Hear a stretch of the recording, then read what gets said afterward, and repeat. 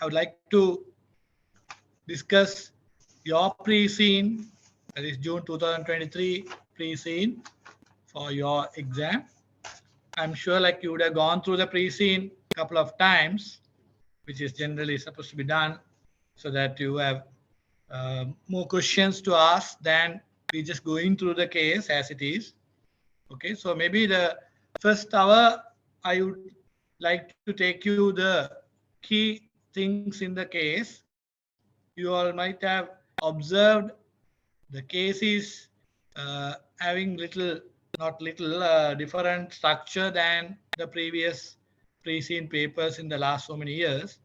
So I'm sure like you would have seen the general information structure what would have been there in the past had changed. And more importantly, it's not about one company the information had been shared, it's about three companies.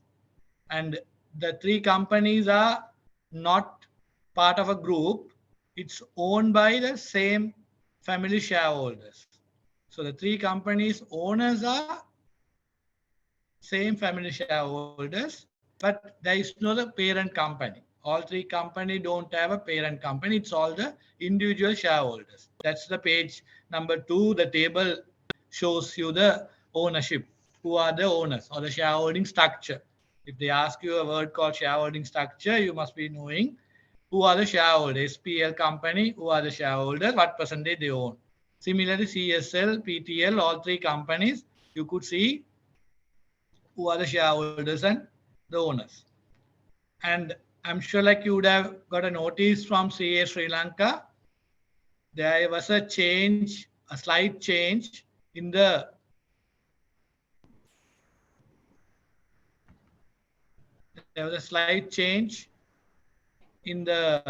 pre-scene, right? So if you looked at it, it's not severe change, but then there's a slight change in the wording and the table 2. But I believe that the table 2, what I downloaded at the time by the institute who sends me the pre-scene is almost the same as the new one. So the only the wording on the page number 7, it has a change. That's also not a significant change. So other than that, there is nothing to panic in terms of the change on the pre-scene. So coming to the case, it's about three companies. We'll take one by one.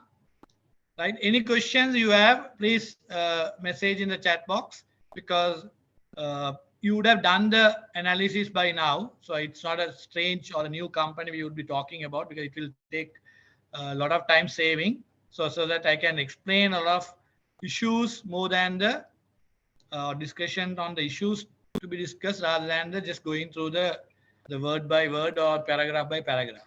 So taking the company called SPL, which is the Southern Plantation Private Limited. It's a private limited company.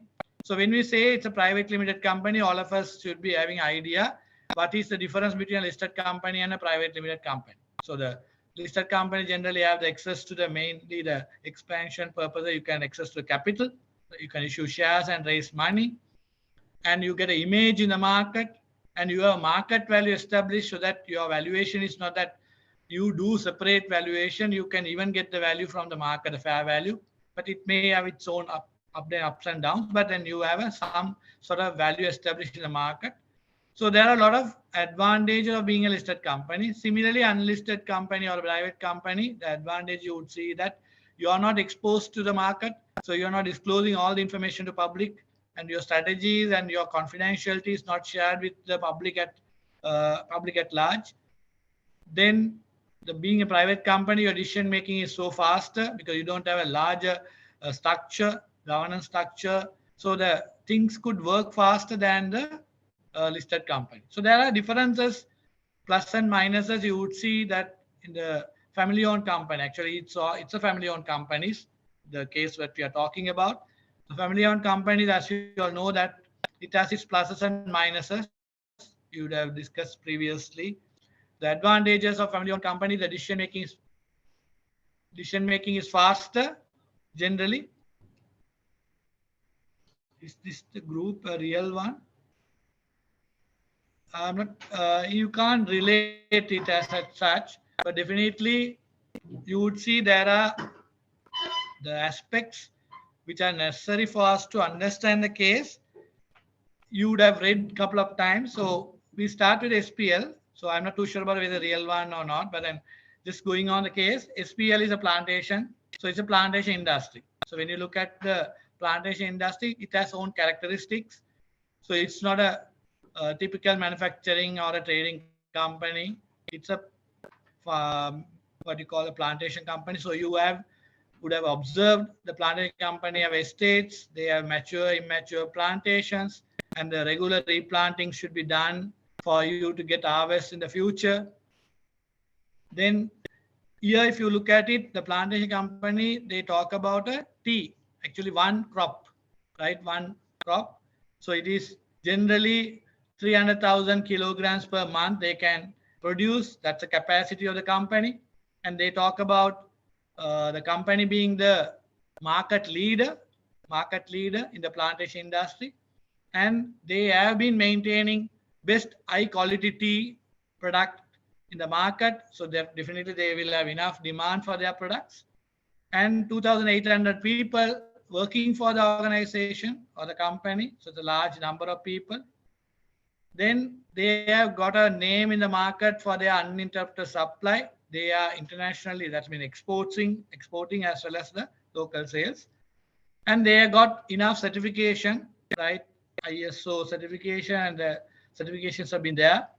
And the chairman, I think the name is Ajit De Silva. So he had been there with the company for longer and actually started. So you see that he had been a instrument in this business, and he has good knowledge and expertise in the industry. So there are pluses. And the company has produced 3 million kilograms last year, they have mentioned. Further, the company has gone through with many issues in the sense like you all know the period we are talking, 21, actually the case, entire three companies are talking about the time period of 2021, 21, 22, 22, 23. So the 3 years history, they touch in most of the places. So definitely why it's important, you should know that 2019 April, we had the Easter attack, 2019 April. And 2020 March, we got COVID worldwide. So 2020 onwards, for maybe 1.5 years, 2-year period, we have been faced with the COVID internationally as well as local. So that has an impact in the company business also. We will be talking in detail. And then 2022 onwards, in Sri Lanka, we had to face various challenges in terms of economy. So we all know that there are a lot of changes happen, significant changes. The inflation basically went up to 70% in Sri Lanka. But today I saw that it has come to 25%. But please understand, when you say 25%, your 70%, when you say the inflation, earlier price of 100 rupee product would have gone up to 170 rupees. The 170 rupee product now has another 25% increase when you come to this month. So that is what you have to understand. It doesn't mean that your 170 has gone back to 100. It doesn't make that. It's 100 became 170 and 170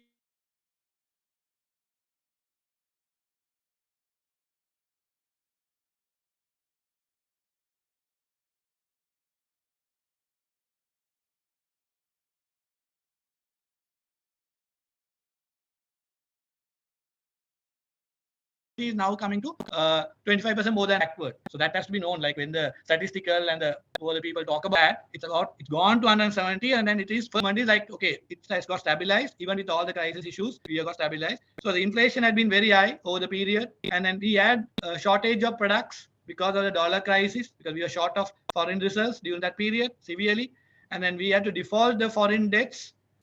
We had defaulted, and we got a black mark in the world history that we are bankrupt at that time. And then interest rates were pushed to 30% levels, right? We used to say the risk-free rate, which is a government security rate, treasury bill bonds, which touched to the 30% levels. But I know that it is now coming down, right? It is come down already, and then it will go down slowly. Then the rupee depreciated, very important, rupee depreciated almost double. So it basically 190 levels became 360, 370 levels. Okay, now we are very happy that country has been going the other side, like where we are on the appreciating side. So now today I think it's 290 or 280 or 80 plus. So that's a good sign. That is today I'm talking. It's a May last day of the month. So please note the things which happened during the last 1 year. That's a case we are talking about. We observed from last year April the exchange rate or the 31st March last year the rupee depreciated heavily, inflation started moving very much, and the country got a black mark where we defaulted debts. So that had its own risk premium for the country. For anyone who is looking at Sri Lanka, thinks that there is a riskiness in the country. So that is another risk aspect. Then, in terms of the interest rates, whether it's a deposit, government security, debenture, because even the couple of banks which are the best bank in the country had to issue debentures at a very high rates, like 29% for 5-year debentures. So basically, those basically indicated that our interest rates are very high. So inflation, interest rates, and we had shortage of products, including the fuel. I think the case talks about it. High cost of electricity. The electricity had been revised a couple of times in the country, so the cost of production goes up. So what they have mentioned in the case is like with all the input costs going up, still the company was able to manage their production costs, and then they were reporting, the plantation company was reporting their highest profits, right, for the last year. So even with all the negatives we talked about for the year, still they were able to report higher profit for the company. So when it comes to financial, we'll later discuss all that. So that's just giving you the background so that you know that it's all everyone, you and me, unless you are a non-resident in Sri Lanka, all the resident Sri Lankans went through this process. So we had the fuel shortages, products and services were short, and then prices were exorbitant prices we had to face and pay. So all that we went through. So this plantation company also had gone through all these things, but still they had made good profits.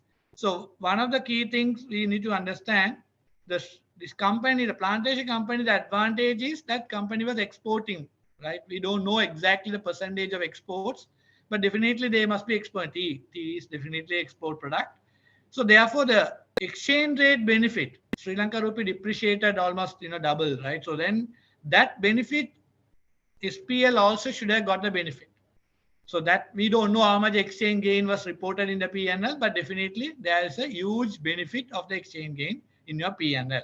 So why I'm trying to say that is for the next year, when it comes to your forecast of next year, you won't have that exchange gain because that gets reversed. Because now it's the other way. It's Sri Lanka rupee is appreciating. So in your unseen, they will talk about Sri Lanka rupee appreciated to so much, 20%, 30% story. Then you should know your profitability will not be the same as the last year for next year.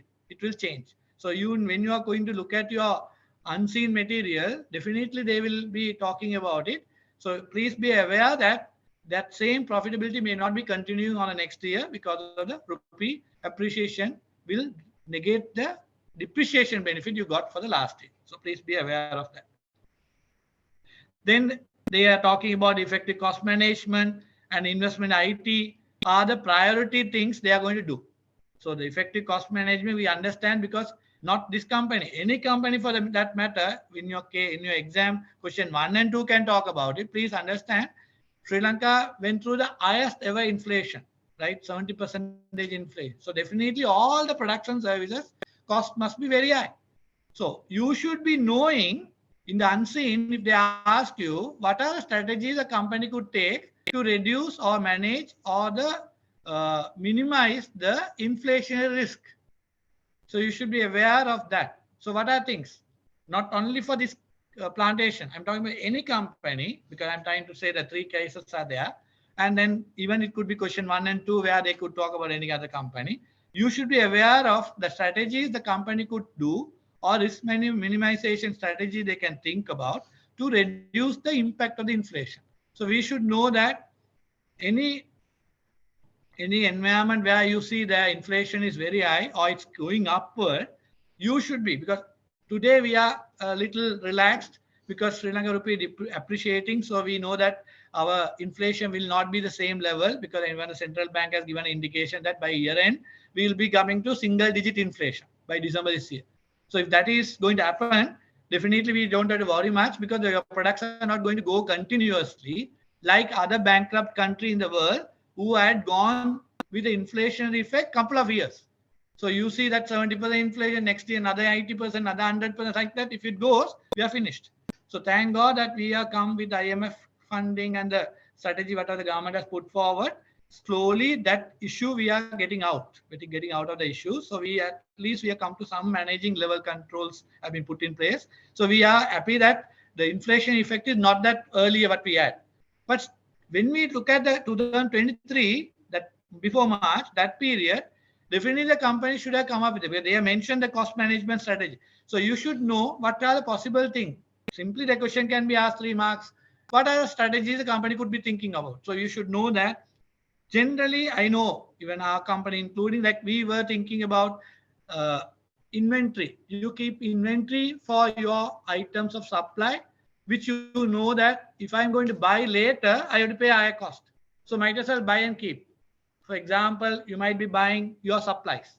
So even plantation company could have bought certain fertilizer, or maybe their usual spares for the machineries, which regularly they may have to use for their maintenance purpose.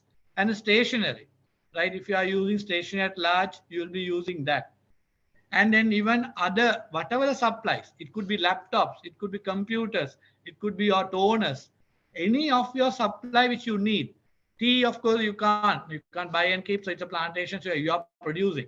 So but that's why it's a fertilizer or any other things which you are using for day-to-day activity, which you may not need it today only, you will be needing tomorrow, day after, 1 year, 2 year, 3 years. So you might buy some quantity. You can't buy for 5 years, but at least for 6 months to 1 year, some of the item you can buy and keep. So one of the strategy you can do is you can keep on investing on your inventory so that you are able to manage your inflation effect. That is one.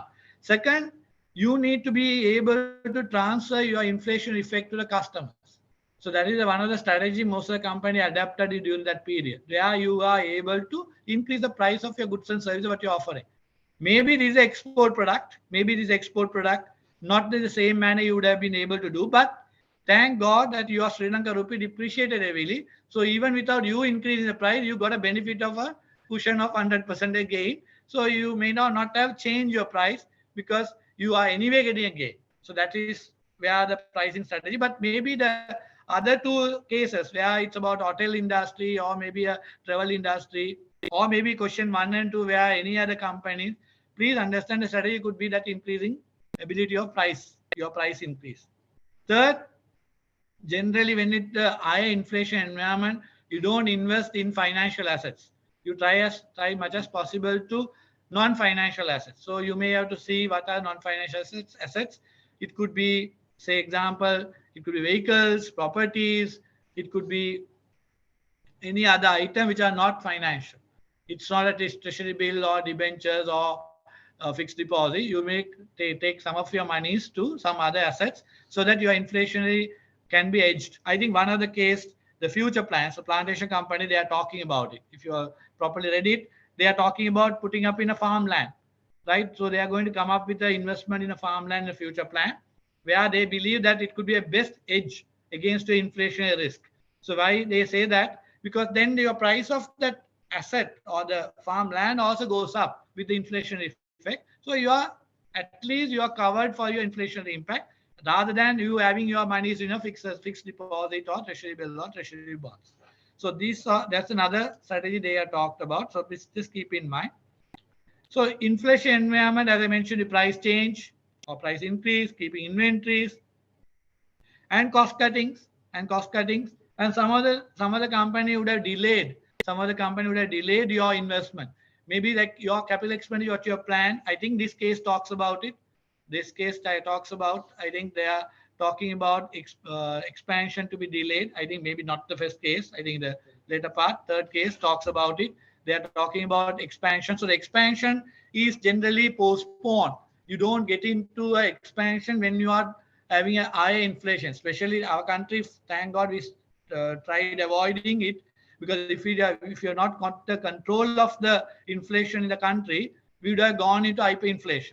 Right, I can remember because we report foreign. So they were asking whether we are countries declared as hyperinflation. We said no. still it's not, because we are still within 100% levels. So we are maintaining the same status of financial reporting like what we used to do. But if it had gone that way, you would have been in trouble. Like your reporting and your ways of financial valuation, all that would have changed. Thank God it hasn't happened. But you should be knowing that your pricing, inventory keeping, and then your cost management and your postponement, especially the postponement of your capital expenditure, has to be done sometimes. It's larger project. I'm not talking about laptop buying. Laptop you would have bought early. But if you are talking about putting up a factory, putting up a plant, or investing in a new hotel, you would be going and paying at higher cost sometimes, but it's not needed. And construction costs, all of us know that cement price and construction material costs went up double, triple, right? Hardwares were imports, hardwares were stopped, right? Import restriction was on. So therefore, a lot of items you have to pay double, triple the price. So when you go and invest in capital expenditure at that time, what's going to happen? You are investing in a asset, huge value you have invested. When you look at that feasibility, it may not be feasible. The project will not be feasible. So please be aware that I think there is somewhere they mentioned they have done a feasibility study of a project where they say NPV positive and they talk about IRR is more than cost of capital.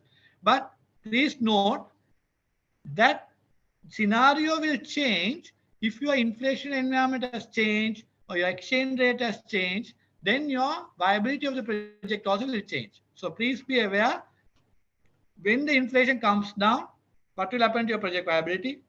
When your interest rates comes down, what will happen to your project viability? Because you should know the relationship between cost of capital and NPV. What is the relationship generally? Anyone? Zoom? Cost of capital and NPV, what is the relationship generally, you all know? Cost of capital and NPV, anyone?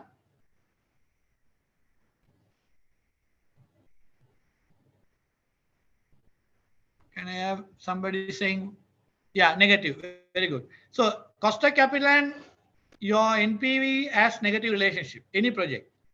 So when you say today's context, 2023 context, what is the expected return in the market?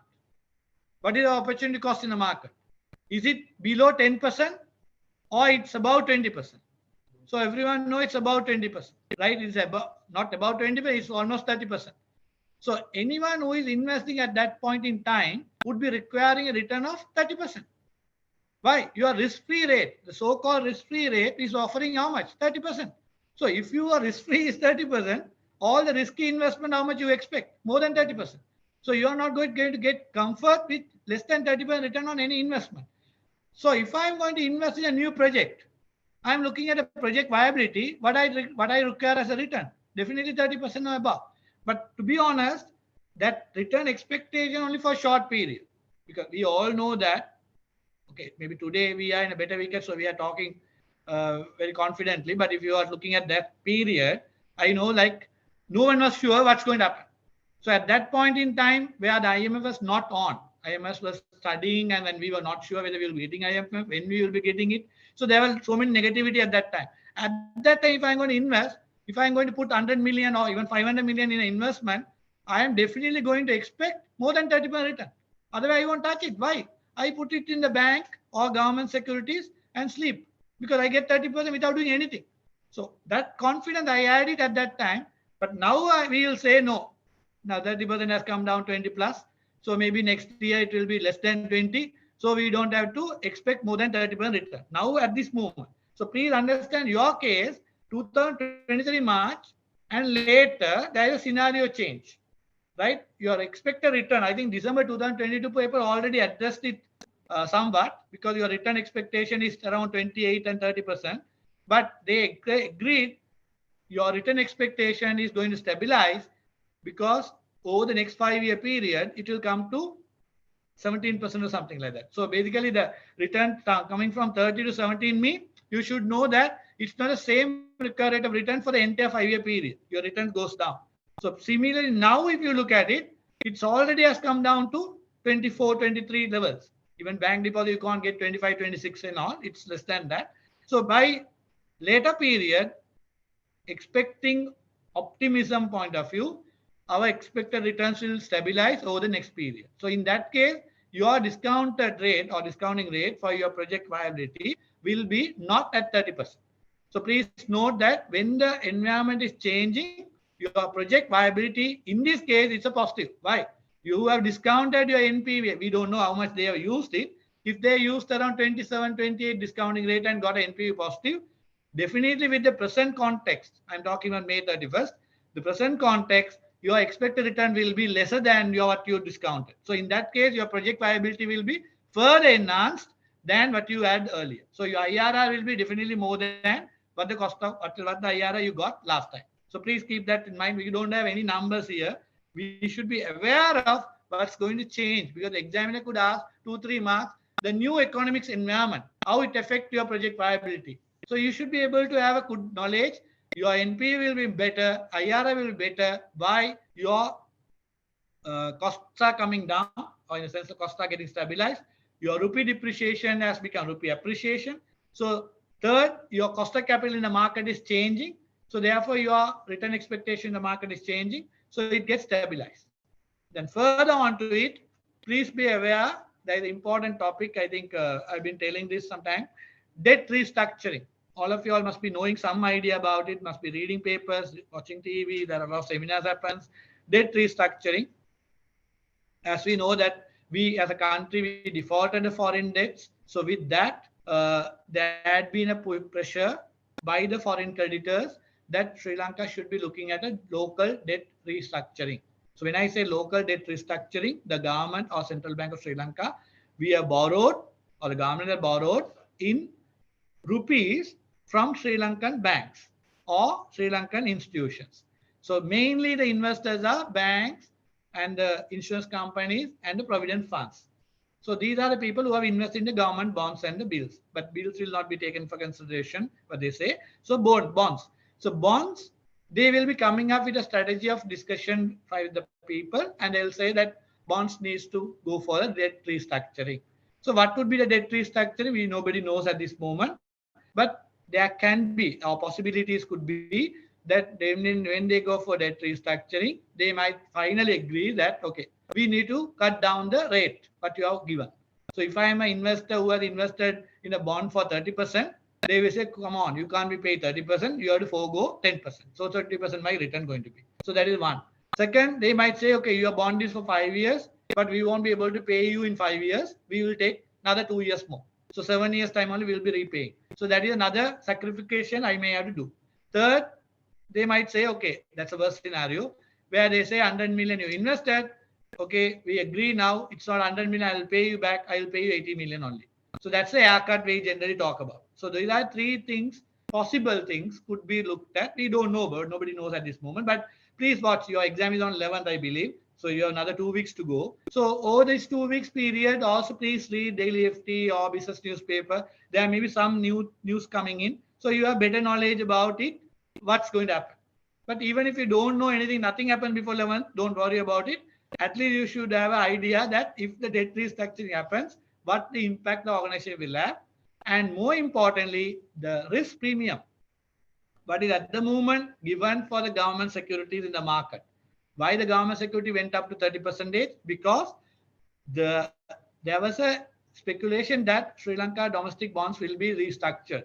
That means somebody who has invested in a government bond has to forego something. So forego mean what? I'm taking a risk. Even though we call it risk-free investment is a government security, suddenly you say tomorrow onward it's a risky investment. So what I thought, okay, if I'm investing government security, I want better than the normal government security return.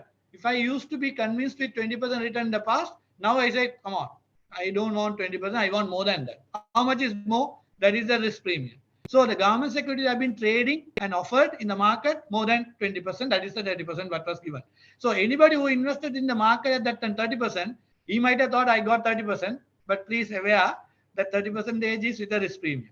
So when the restructuring in case happens, then you are the one who is going to forego that return also in some manner. It can be a haircut, it can be a return reduction, it can be time period delayed. So these are three possibilities. What I believe could happen, may not happen anything. That if that is the case, we would be laughing. But then if something happens, please understand, once it's agreed, what will happen? the government bonds which are going to be issued or the maybe trading things which get settled down.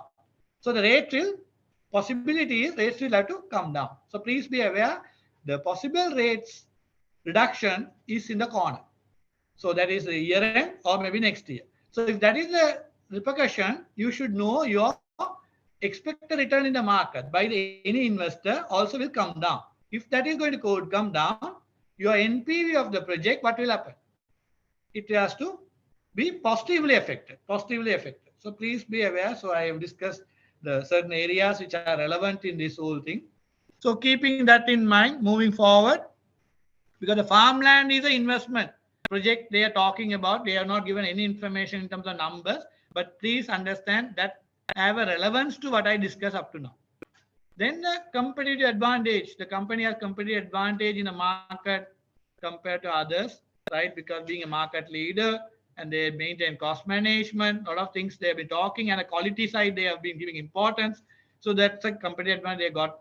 And the efficient expert workforce and low staff turnover in the senior level, very good thing, right? That will be maintained in the past.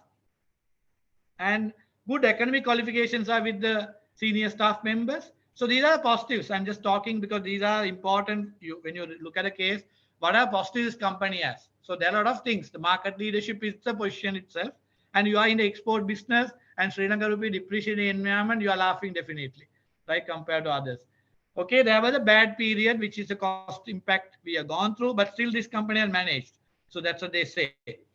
Then the chairman the Ajit De Silva, is a risk averse investor.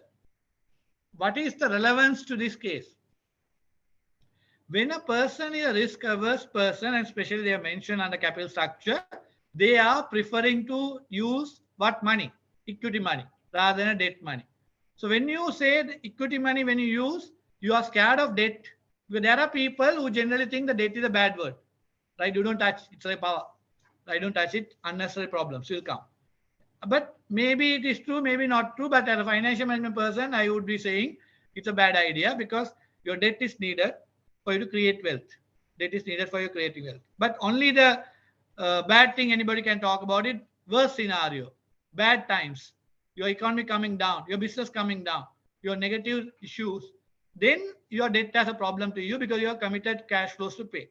I think there is a paragraph in the case. I'm sure I'm not taking the paragraph by like a school student showing you the paragraph because you have read it 2-3 times. You'll highlight it, but all then you're done. So when I read it, I am talking about still the plantation company. They talk about at one place the Ruan, the person, somebody is asking why internal debt restructuring planning, country default, foreign debt, why local investors get affected. I think if you go through the past, right, the media and then all the discussion, there were creditors. There are multilateral creditors, that is the countries like China, India, and Japan, and all these people. Other than that, there are private creditors, institutional creditors. Now, there had been a request by these private creditors that, come on, we gave money, you're asking us to restructure our debts.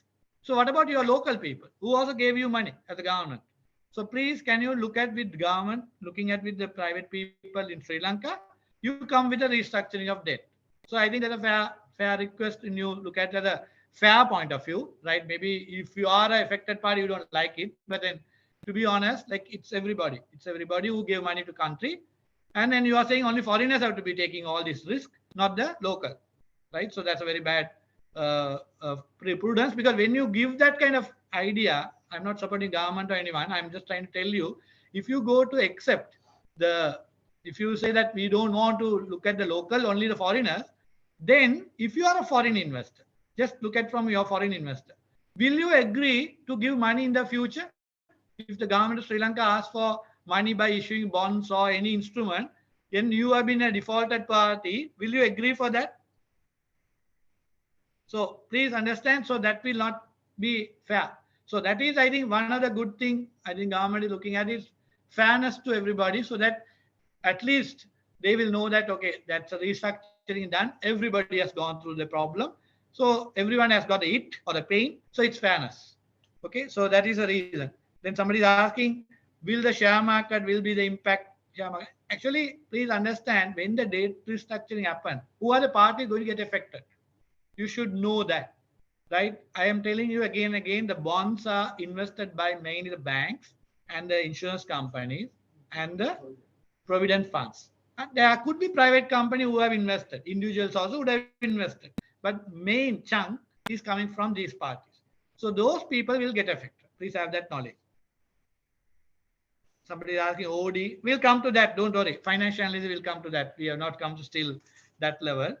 So just going on this background of this SPL, the investor is or the chairman is a risk averse. So I'm trying to explain you the capital structure. Chairman believes that we should make most of the equity financing than debt financing. But the company has used a long-term loan, which was taken in 2015, I believe. It's a long-term loan. After so much of convincing by the finance director, the company had gone for debt. So please be aware that there is a loan in the company which had been funded. Only thing we should be knowing as a financial management student whether we should use debt capital or equity capital. I think there's a paragraph which says that the board or whoever had been convinced by showing the debt financing benefits over equity financing. So you should have immediately, anytime if you ask, 5 points where you should be able to tell why the debt is better than equity. My video on equity financing in the CS Sri Lanka thing, if you want, you can watch that. But quickly, the 5 things I could say: debt financing, why it's beneficial than share financing. Debt financing cost is cheaper than equity financing. That means cost of debt is cheaper than cost of equity. That is nothing to do with taxation. Cost of debt is cheaper than cost of equity because any investor who is putting the money in debt is safer compared to equity financing, because equity financing is the residual recipient of the monies in any company. Debt financing person will be definitely getting the money earlier than the equity financing person, even an annual basis or the liquidation point of view. That has to be understood by you. So investor of a debt instrument is beneficial than the equity investor. Therefore, he expects the return lower than the share investor. That is why cost of debt is cheaper than cost of equity. Please, if you want, revise and look at what I'm telling this. This is the important point. The debt is cheaper than equity. Why? What I explained. Then moving on, tax as a benefit for a debt instrument. That is the second benefit, not the first benefit. First benefit is anyway there because of financial risk. That has to be known to you. That's your capital structure M&M theory graph, where you see cost of debt is cheaper. Even before tax is cheaper. After tax is further cheaper. So that's the second point. Third, when you go for debt financing, always remember you are not diluting the ownership. Generally, the family-owned company. This is a family-owned company we are talking about. Family-owned company, the owners generally worried about their ownership get diluted. They don't want to get somebody into their board saying that I'm also owner and then I want a board seat. They don't like it because they don't want somebody come and asking questions, because they have been using these strategies for long and then they have built the company. If you take 3 companies in Sri Lanka, the government agency 1, 2, 3, all are private companies. They are not listed. They are very, very successful. They are the best export earners of the country, and they are not listed company. Right? Not anybody wouldn't have been convinced. There would have been many discussions with the stock market and everything, but they didn't go to stock market until then. There may be reasons why they didn't want to go. So please be aware, the stock market or your family owned company is beneficial than the equity financing. That is the second point. Then moving on,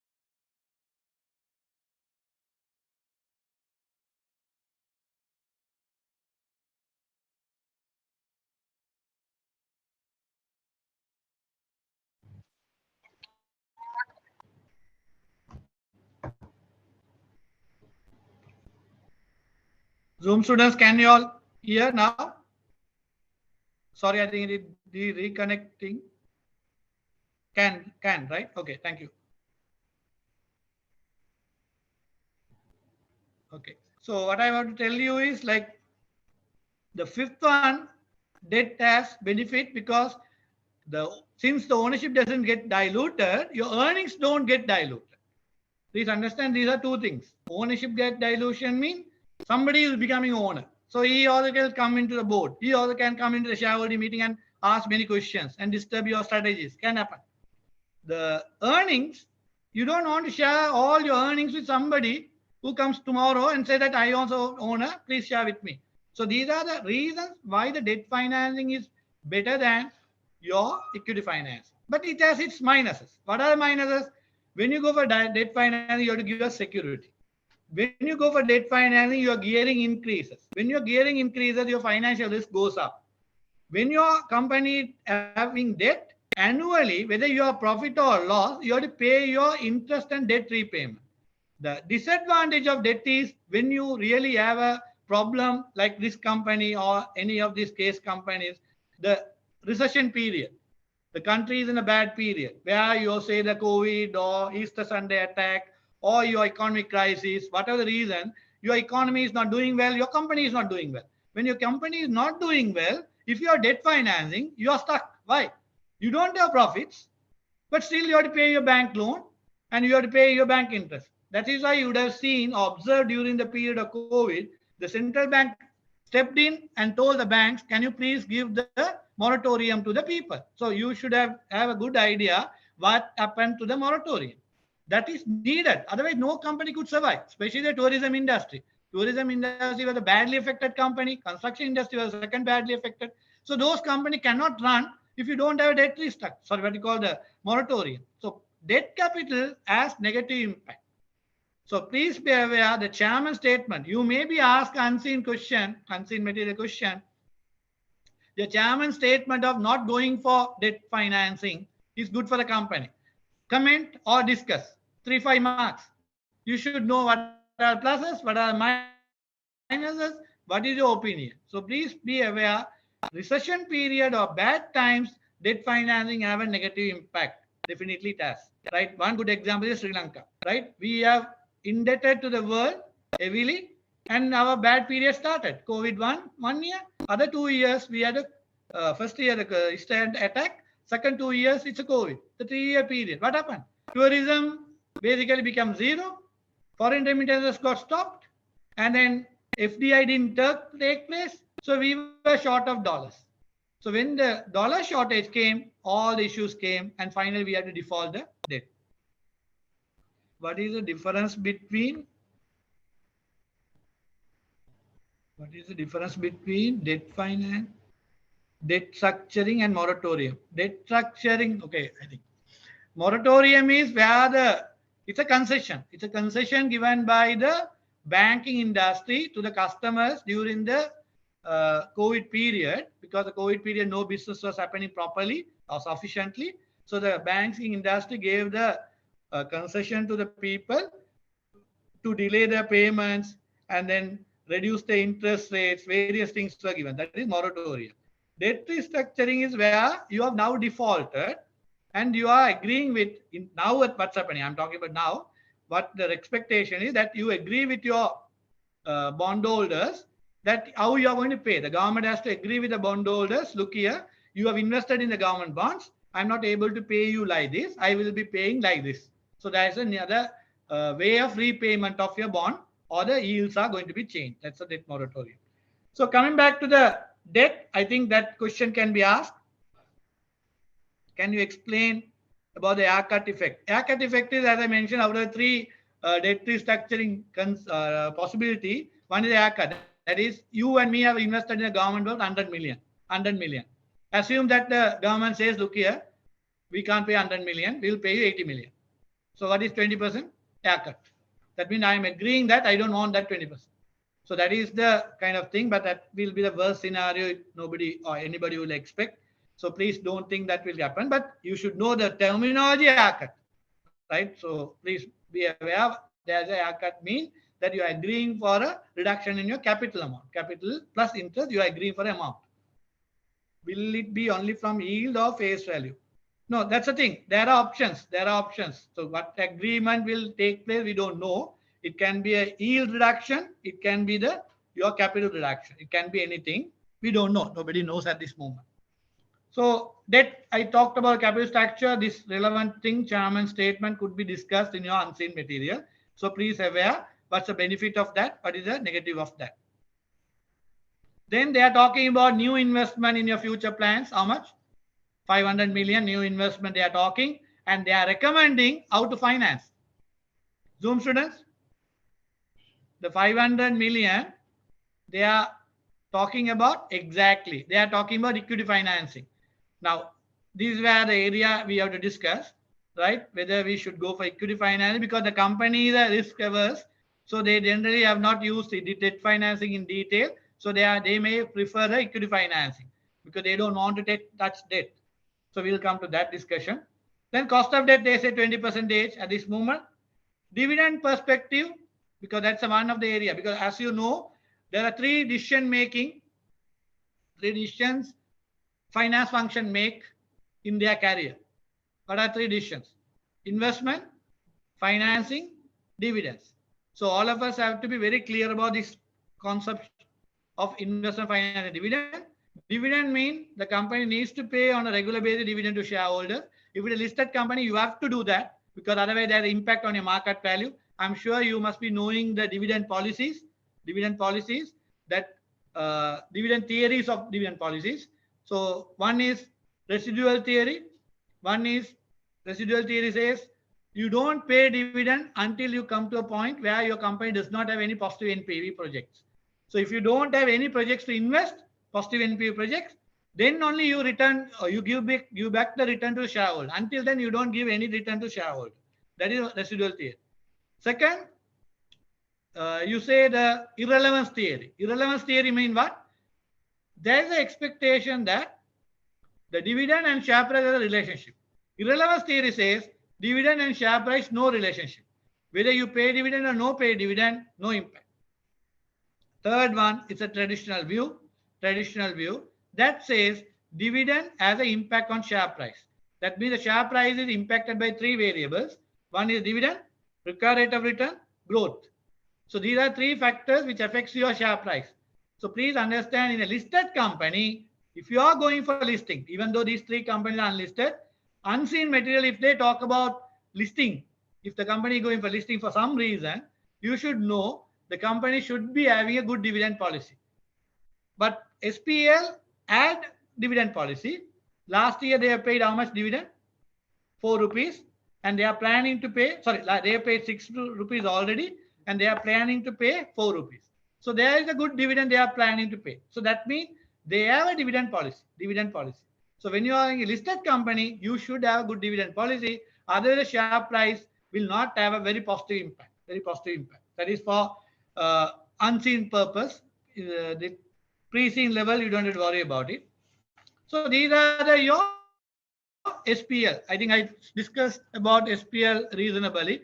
I think the table is given who are the shareholder, number of shares. Coming to the financial analysis. When you look at the P&L and balance sheet, I'm sure you would have done your basic ratio calculation. Anyway, we just take the P&L and balance sheet.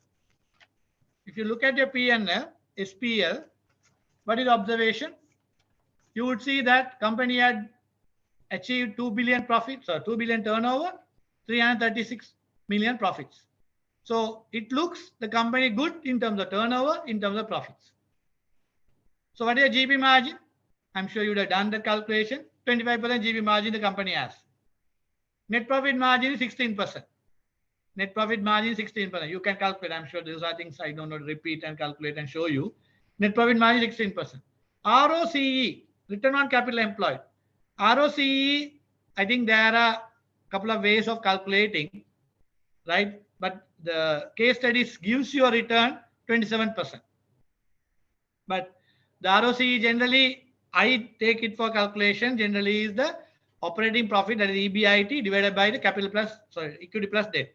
When you calculate the equity plus debt operating profit calculation, your ROCE is 24.8%.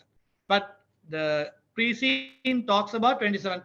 I think they have calculated on the formula where total assets minus current liabilities.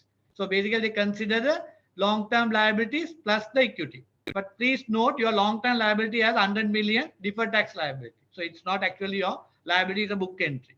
So that's why I say like pre-seen is saying 23.6. Is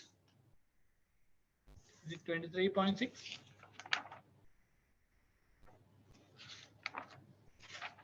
How much your pre-seen return on equity or return on capital employed.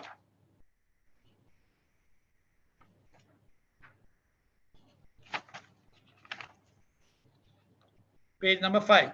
Thank you. Page number 5, yeah, 23.6. That is calculated on the basis total assets minus current liabilities. But if you look at the same calculation using equity plus debt, you get 24.8.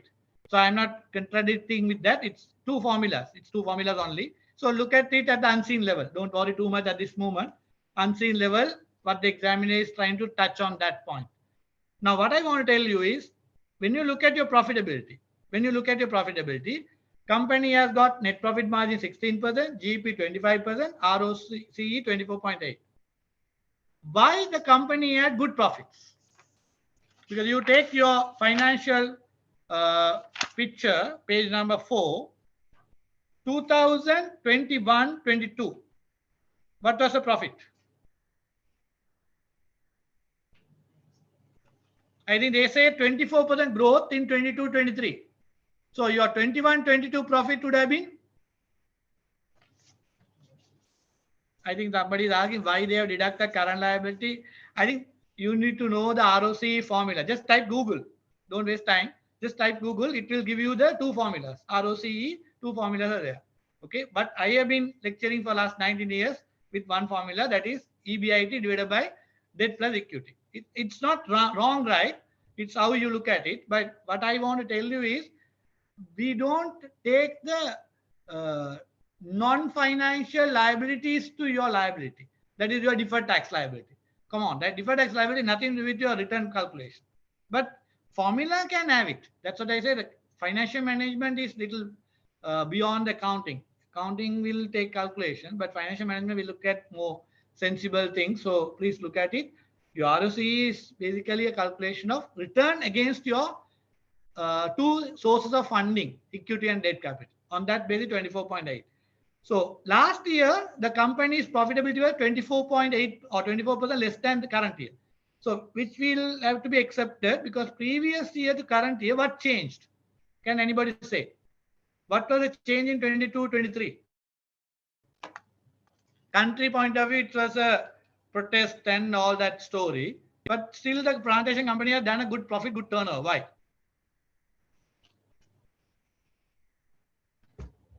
Excellent. Yeah, you are right. Your turnover last year 1.7 billion, and your profit would have been less than 24%. That's all fine. That you would have done it, I'm sure, right? So both RBO deferred tax does not consider ROK, isn't it? Yeah. What I told you is return on capital employed can be calculated in two ways, right? One is EBIT divided by equity plus debt. EBIT is the operating profit. EBIT, earning before interest tax, divided by equity plus debt is one formula. So I am going on that formula, which is 24.8%. But if you look at the pre-scene, they say 23.6. That is another formula. That both can be used. There is no wrong. They have used total assets minus current liability. So that's a formula. Don't think that we have to challenge that formula at this point. No point, right? Waste of time. So last year revenue and current year revenue, it has gone up significantly. Profitability has gone up. What I am asking is, what had made the company to have extra profit during the year? Even in the crisis situation, even in the 70% inflation country, we have got a profit of so much. So all of us have to know the rupee depreciation is a key reason for your exchange gain. Now, why it's relevant to us? Your return of 24.8% return, or you got current year, is it sustainable return? First question. It's not sustainable because your exchange rate depreciation will not come every year. Then mature, then company has to go. We have to be dying, not the company, right? So please understand. So therefore, your Sri Lanka rupee will not be depreciating in that scenario. So then the gain, whatever, we don't know exact gain they have included here. Maybe the examiner will say unseen material. Out of this, so much is your exchange gain. So you remove that. So when you're forecasting, why I'm trying to tell you is, when you're going to value this company, in case the valuation chapter, free cash flow, any method, you need to use your sustainable profit for your profit calculation or the cash flows. You don't touch the unusual transaction. So exchange gain is not anyway cash flow item. So you can remove it. So that profitability, when you consider, please exclude the exchange gain, because it's not every year you get it. Maybe Sri Lanka next year the exchange gain will be exchange loss. So please be aware of that. I'm just telling you because these are the valuation related. In case they give you a free cash flow based question, you should be reason. Somebody is saying premium quality product, premium prices may be the reason. Okay, then if you say premium quality product, when did the company manufacture premium quality? This year. They have been in business from when? They are in business in 1989. So 89 onwards, their company in business. So do you think that currently only they produced the premium quality and they got a good price? No. So please be aware that it's not currently they got a premium product. It has been there for some time. So why they got a huge gain? Practically, when you're looking at it, I think it is the exchange gain, my knowledge. And you can't say the company had managed the cost and they have reduced the cost. The meaning of the cost management, because company has to accept we were in an environment last 1 year with a 60-70% inflation rate. So at that point, company has managed well and they have reduced their cost. That is possibility. Otherwise, their profit would have come down. They have managed that. I give the credit to them, but that doesn't mean the profit came because of that.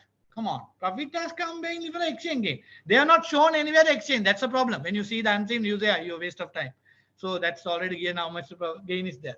So profitability point of view, please understand company has done well last year, that is 22-23. Now you need to know there is an industry information. This case that I told you at the beginning, the structures change. Structure has changed means generally we are given 2-3 year financials. They have not given a 2-3 year financial properly. Second, we need to compare the information with either with the previous year or with the budget or with the industry. They are given industry information, very summary information.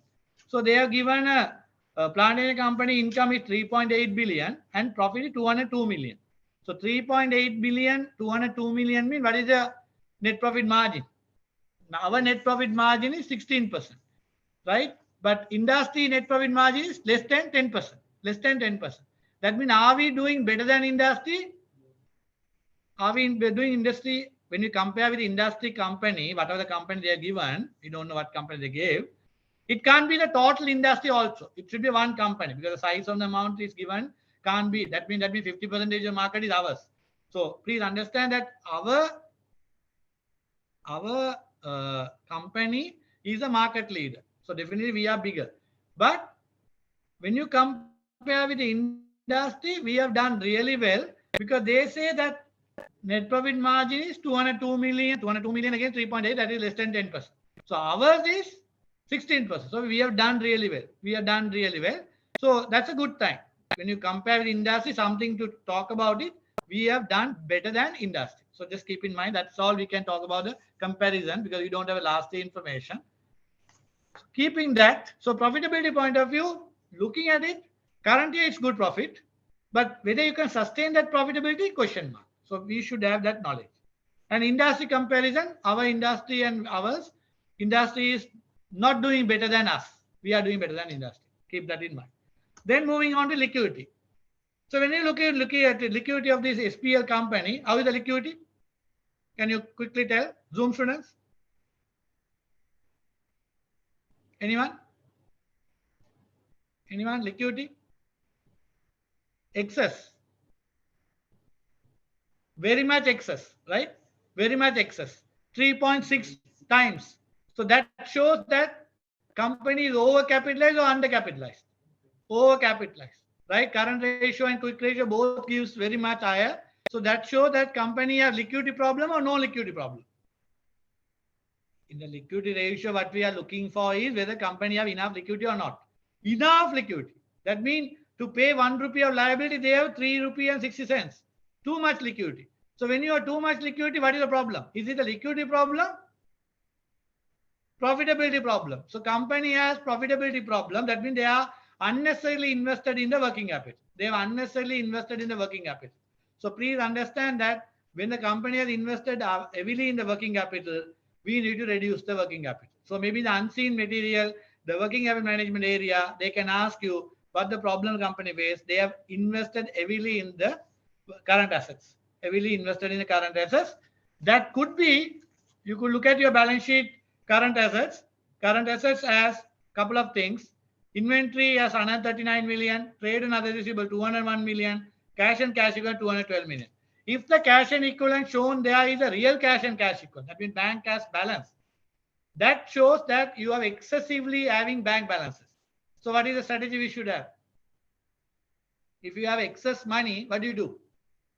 We should look at the reinvestment opportunity. We should look at the reinvestment opportunity. But as I mentioned, you are in a hyperinflation or 70% inflation environment. In that case, will you invest your money in your financial assets, non-financial assets? Right? So we need to be looking at a non-financial. Already they have in the future plan, they have mentioned the company is going for the farmland investment. So they can use their own money. Provided that money is in the bank, they can use in a new project. Definitely they can use it. If that is a plan, no problem, you having excess money. If not, immediately you should make use of the money for investment purposes. Don't waste your money, but don't recommend financial assets. Don't recommend financial assets. Keep that in mind.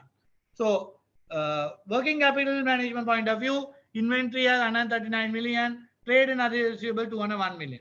So we may have to look at whether your debtors, whether is it foreign debtors because you are export company. Definitely at that point in time, most of the export company didn't want to collect the money from debtors. Why? You delay as much as possible, you get more money, rupee wise, not dollar, rupee wise. So most of the company would have preferred to delay the payment. That's your foreign currency risk management. You would have learned leads and lags, right? So you are lagging your receipts. By lagging your receipts, you are better off. So please note that one of the area, the foreign currency risk management and the risk assessment, they have talked about it. So foreign currency risk management area, if you are delaying your data payment, you would have benefited when Sri Lanka rupee depreciating. What is the scenario today? Sri Lanka is appreciating. Will you delay your receipts? You now call all your customers and say, please pay tomorrow morning. Right? We are our Sri Lanka rupee now 290 rupees. We are losing money. Please pay tomorrow. Even we will pay you interest. Please pay the money. That would be a scenario today. So please understand now central bank doesn't have to tell anybody. Everyone will be calling their customers already. Right? Should leave the receipts. So as you mentioned, so that will basically give you the excess money into your hand.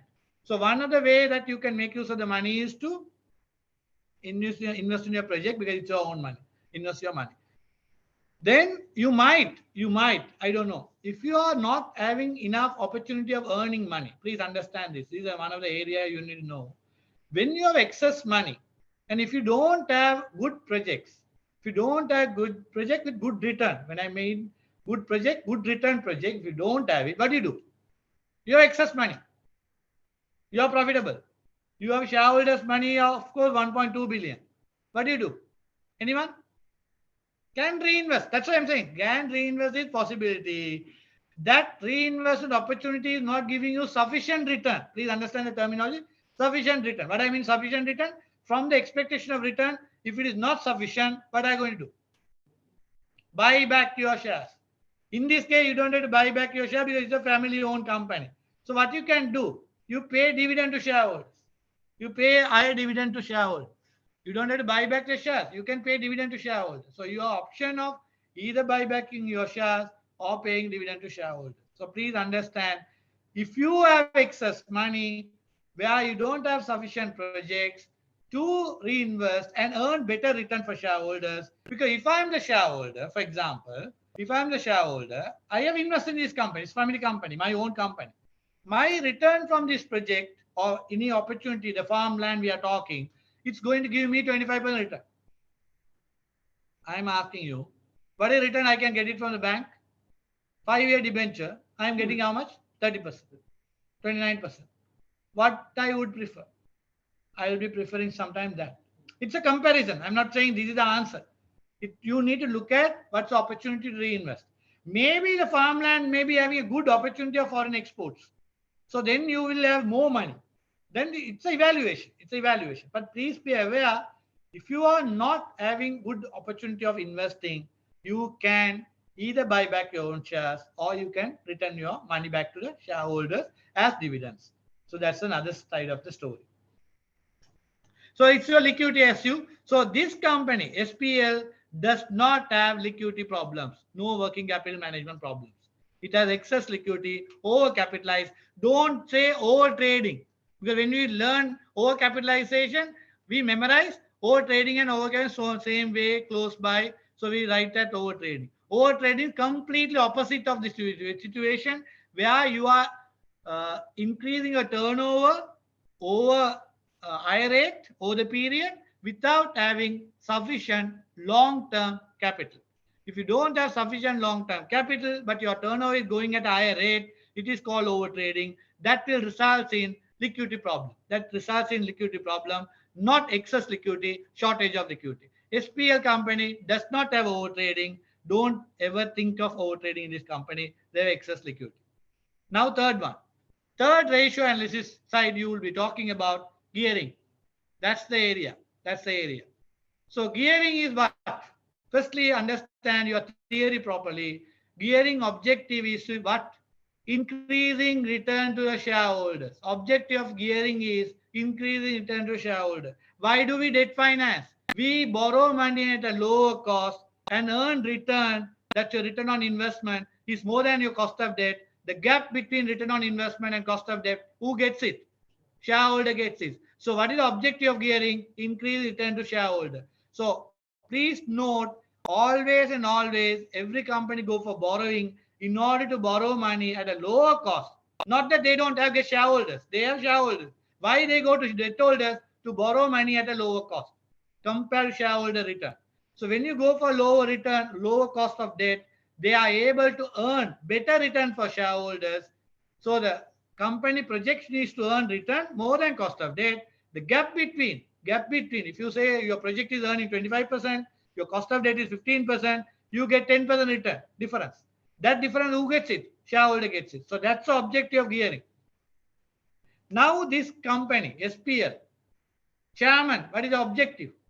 He says, don't go for gearing. Don't take debt money. He's a risk averse.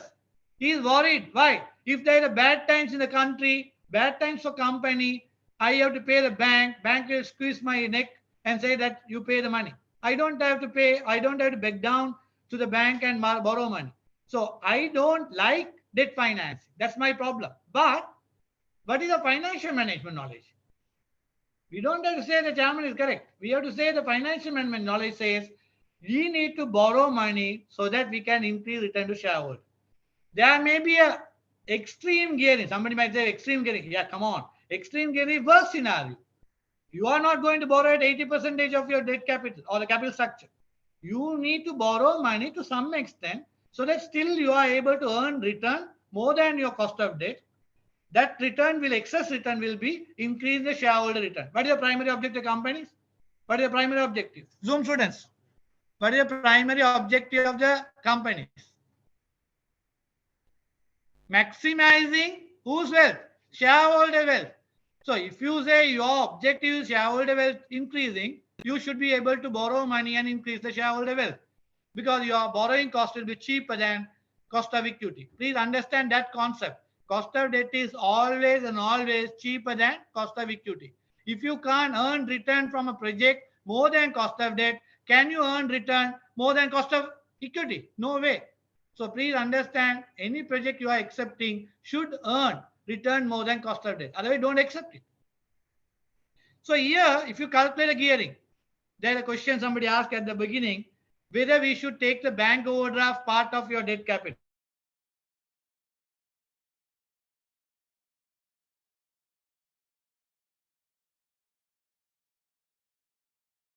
What is the answer? Zoom student, can anyone answer? What is, anyone please answer?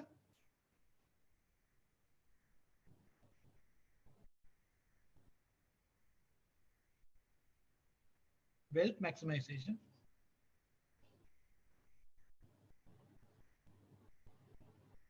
What we are trying to say? If the overdraft is given, please consider, I think this is a good question because I will explain later. The OD is given. How much OD amount? 9,000 or 9.6 million. How much are shareholders funds? Shareholder funds is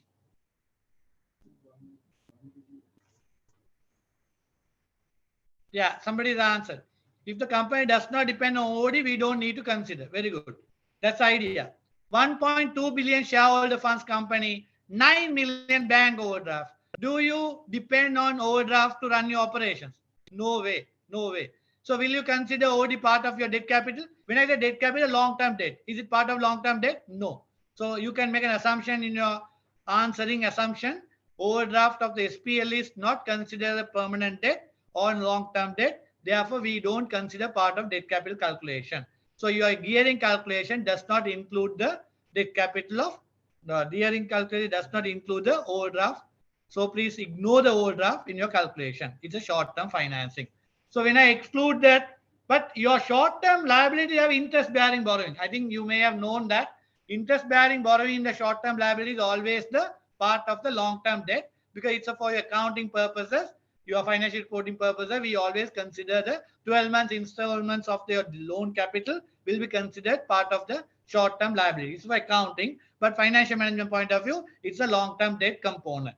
So you consider part of debt. What is the gearing you calculated?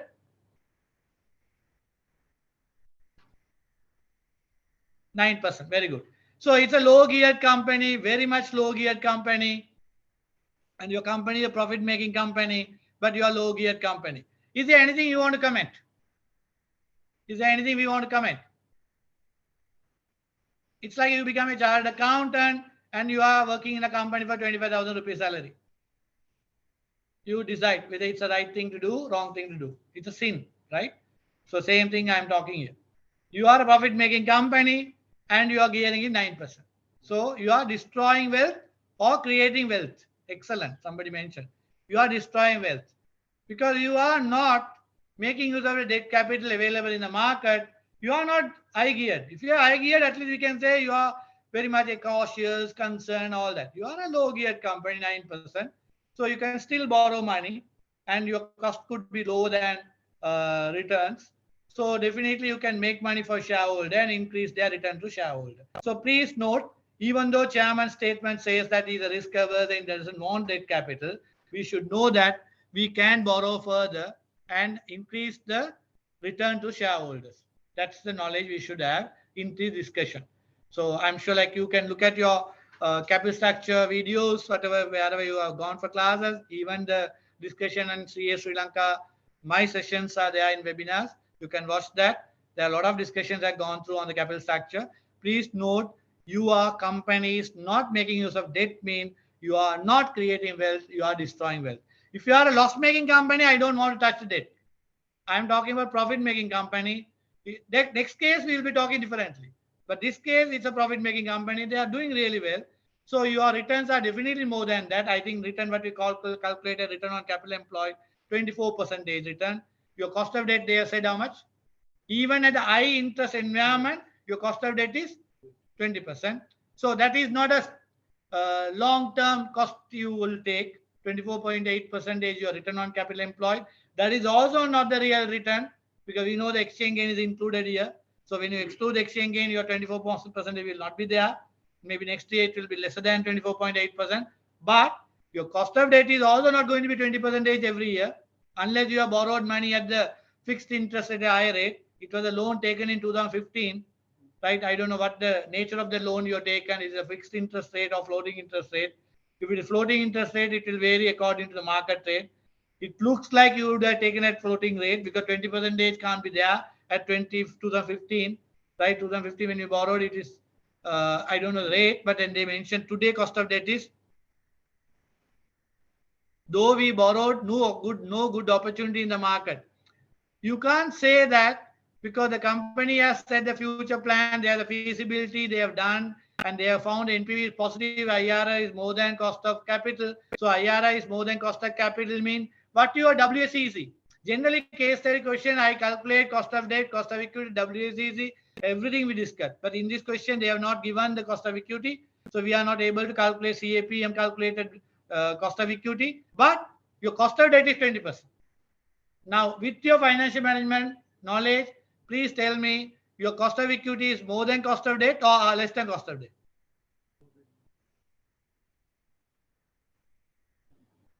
More than cost of debt. If your cost of equity is more than cost of debt, your WACC should be how much?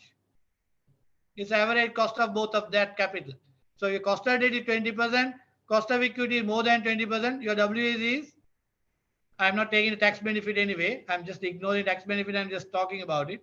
So it's more than 20%. So somebody is less than 20%. Come on. How come your cost of equity is more than 20? Cost of debt is more than, it's almost 20. So your WAC is 20 or above, unless your tax benefit comes into play. So please understand your ROC, what they talked about, 24.8% at the moment. But please understand it's not sustainable 24.8%, because next year, if your exchange gain is out of the scene, your 24.8 can come down. In that case, you have to calculate your WAC, because these are nothing I can do at the moment. I'm only telling you your WAC calculation has to be done at the unseen level. Your cost of equity will be more than 20%. If that is the case, your cost of debt is 20% 1 minus tax, then your WAC can be less than 20%. Then you compare with your ROC and see whether NPV positive and IRR is more than that. If that is the case, you have a project in the and to invest in your money. So please note whether we will be raising new money. Chairman has said like 500 million I'm going to finance by the equity financing. So question will be asked definitely, ideally the examiner has to ask whether you should finance your new project with equity financing or debt financing. You discuss. I have already done the discussion. You need to tell that you need to be clear what is the return of your project. If your return of the project is more than 20% and your cost of debt is less than 20%, how I should finance? Whether I should use debt financing or equity financing? Answer is debt finance. If your cost of debt is less than 20% after tax and your return on investment or the new project IRR is more than, if they say IRR is more than 20%, come on, you should be definitely using debt financing, because by doing it, are you creating wealth for shareholders? Definitely you're creating wealth for shareholders. That's your primary objective of the company. So even though chairman says, don't worry, he's the chairman, but still we have to be understanding. That's why we are there. 7,000 people in the world, Sri Lanka, out of 22 million population who understand financial management better than anybody else.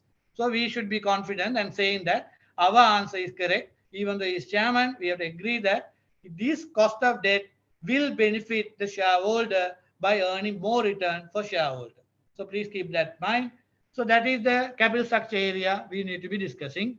Definitely there will be a question on this area, because this case is about that more than anything else, and your overcapitalization has to be reduced. Then moving on to ROE. What is ROE? I'm sure you would have calculated ROE, profit after tax divided by equity capital. Profit after tax divided by equity capital. How much? Somebody say more than 20. You can calculate. 28%, 28%, 27.5%, exactly 28%. So it's a good return. It's a good return. Only thing ROE is a what you call is it based on a market base or it's accounting based? Please understand ROE is accounting based. Why I want to tell you is that 28% return is based on your profit what you made last year. You may not make the same profit next year. So you should know that your return is not this. This is only a 1 year return based on your profit what you made. So 28% good return. Good return. You have made 28%. That's a good return compared to market. So for ROI, do we need to get debt plus equity? No, ROE. I'm talking about ROE, return on equity. Return on equity, we are talking about profit after tax divided by what? Profit after tax divided by shareholder funds. That's the equity money only. Equity money only. That when you calculate is 27.5. That's a good return. Accounting return is good return. But what is the expected return? The expected return is not given in the question because they are not given CAPM information. Market return is not given. So we should calculate CAPM calculated return and compare with the return what you make. But this is accounting return again. Please again and again I'm repeating. This is a exchange gain inflated return. Exchange gain inflated return. This is not the profit what you made for the last year. The profit is inflated by the exchange gain. So please note that 2024 you will not get this return. So you will not be able to say that 28% I got it. Like if the company does well, it's good. But we should not understand. We should understand that your exchange gain is not there next year. It's an exchange loss. So your profit will come down. So your return will be going down. So that's about your SPL company. SPL company. What we have displayed. So SPL company, what is the problem? Any case, generally you should have a problem. What is the problem?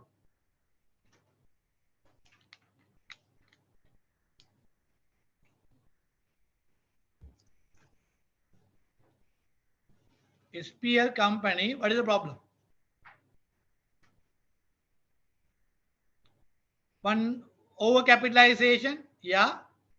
Yeah, one is overcapitalization. Second, I think more than overcapitalization, main concern is the debt capital not usage, right? Debt capital not usage. Other than that, you can't comment much about the company because it's very limited information available in terms of expenses. Only thing then you can talk about excess capital. That's another point. Including cash and cash equivalents are very high. That is there. One of the thing you need to observe in the what you call the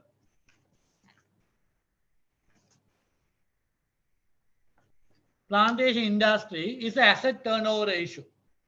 Plantation industry company, one of the thing you will observe is the asset turnover. That means amount of investment you make in assets, amount of money you invest in assets are larger compared to any other business because you have to invest in the plantation, mature, immature plantation. They have mentioned just right. So that amount of money you invest. So you won't be able to low gear. I think we talked about it already, right? I'm talking about a large amount of investment you make. That's why you have a huge assets, right? The amount of assets they have invested, you could see that 1.1 billion the company has invested in the immature, mature plantation and property plant equipment. So 1.1 billion investment has been made and turnover, what they are giving is, how much a turnover? 2.2 billion. Yeah, 2 billion a turnover. So it's a 2 times of that. But when you look at the industry, you can see the industry, 4.8 billion industry has invested in total assets and the turnover is 3.8 billion. So it's almost less than one time as a turnover ratio is less than one. So this company as a turnover is comparatively better than that. But still, you need to understand this asset turnover ratio is generally lower in the plantation industry because you have to invest large amount. And one of the not one, the two observation you should make about this industry is that company dependent on one crop. That's only a tea estate. So it has its plus and minus, right? When the tea business happens very well in the market, then you are better away. You are getting a good money or good return. But if the tea business is not good in the international market, you are very much badly affected because your company will not do better. So that is one of the important concern in the company. One. Second, you are not diversified your crop or diversified your estate land, right? That is a negative thing because your land needs to be diversified with various plants. I think December 2022 or maybe a plan, one of the past paper you would have looked at it where they say that company planning to diversify into various crops. You might put pineapples, other plants. So when you put that, your land is better utilized, your asset is better utilized, so your return and the asset turnover ratio is better than what you get.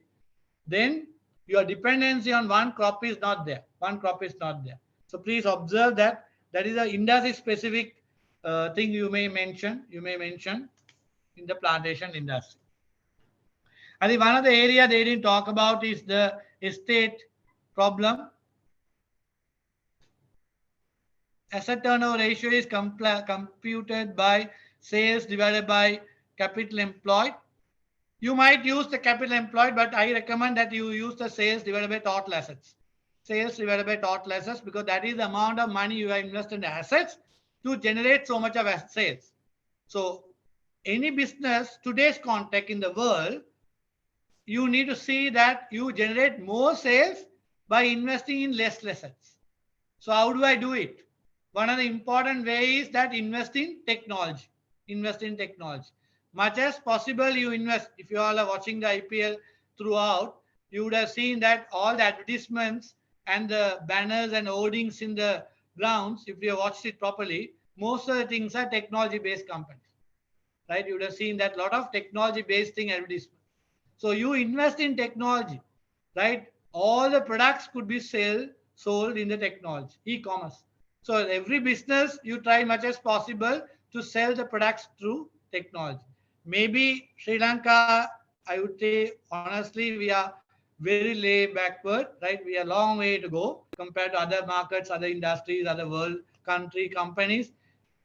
Maybe now we are slowly catching up, but then it's a long way to go, right? There are a lot of people, right, use the technology platforms in the other markets, right? Even a small level people, when I say small level people, they are not educated that level, but still they use technology. So that is the environment. That's the environment. So when you invest in technology based thing, you are not going to have showrooms. You are not going to invest in millions of money in the malls, right? You don't have thousands of people to sell products. You don't have to spend money in the electricity where the electricity is on a continuous trend of upward in Sri Lanka.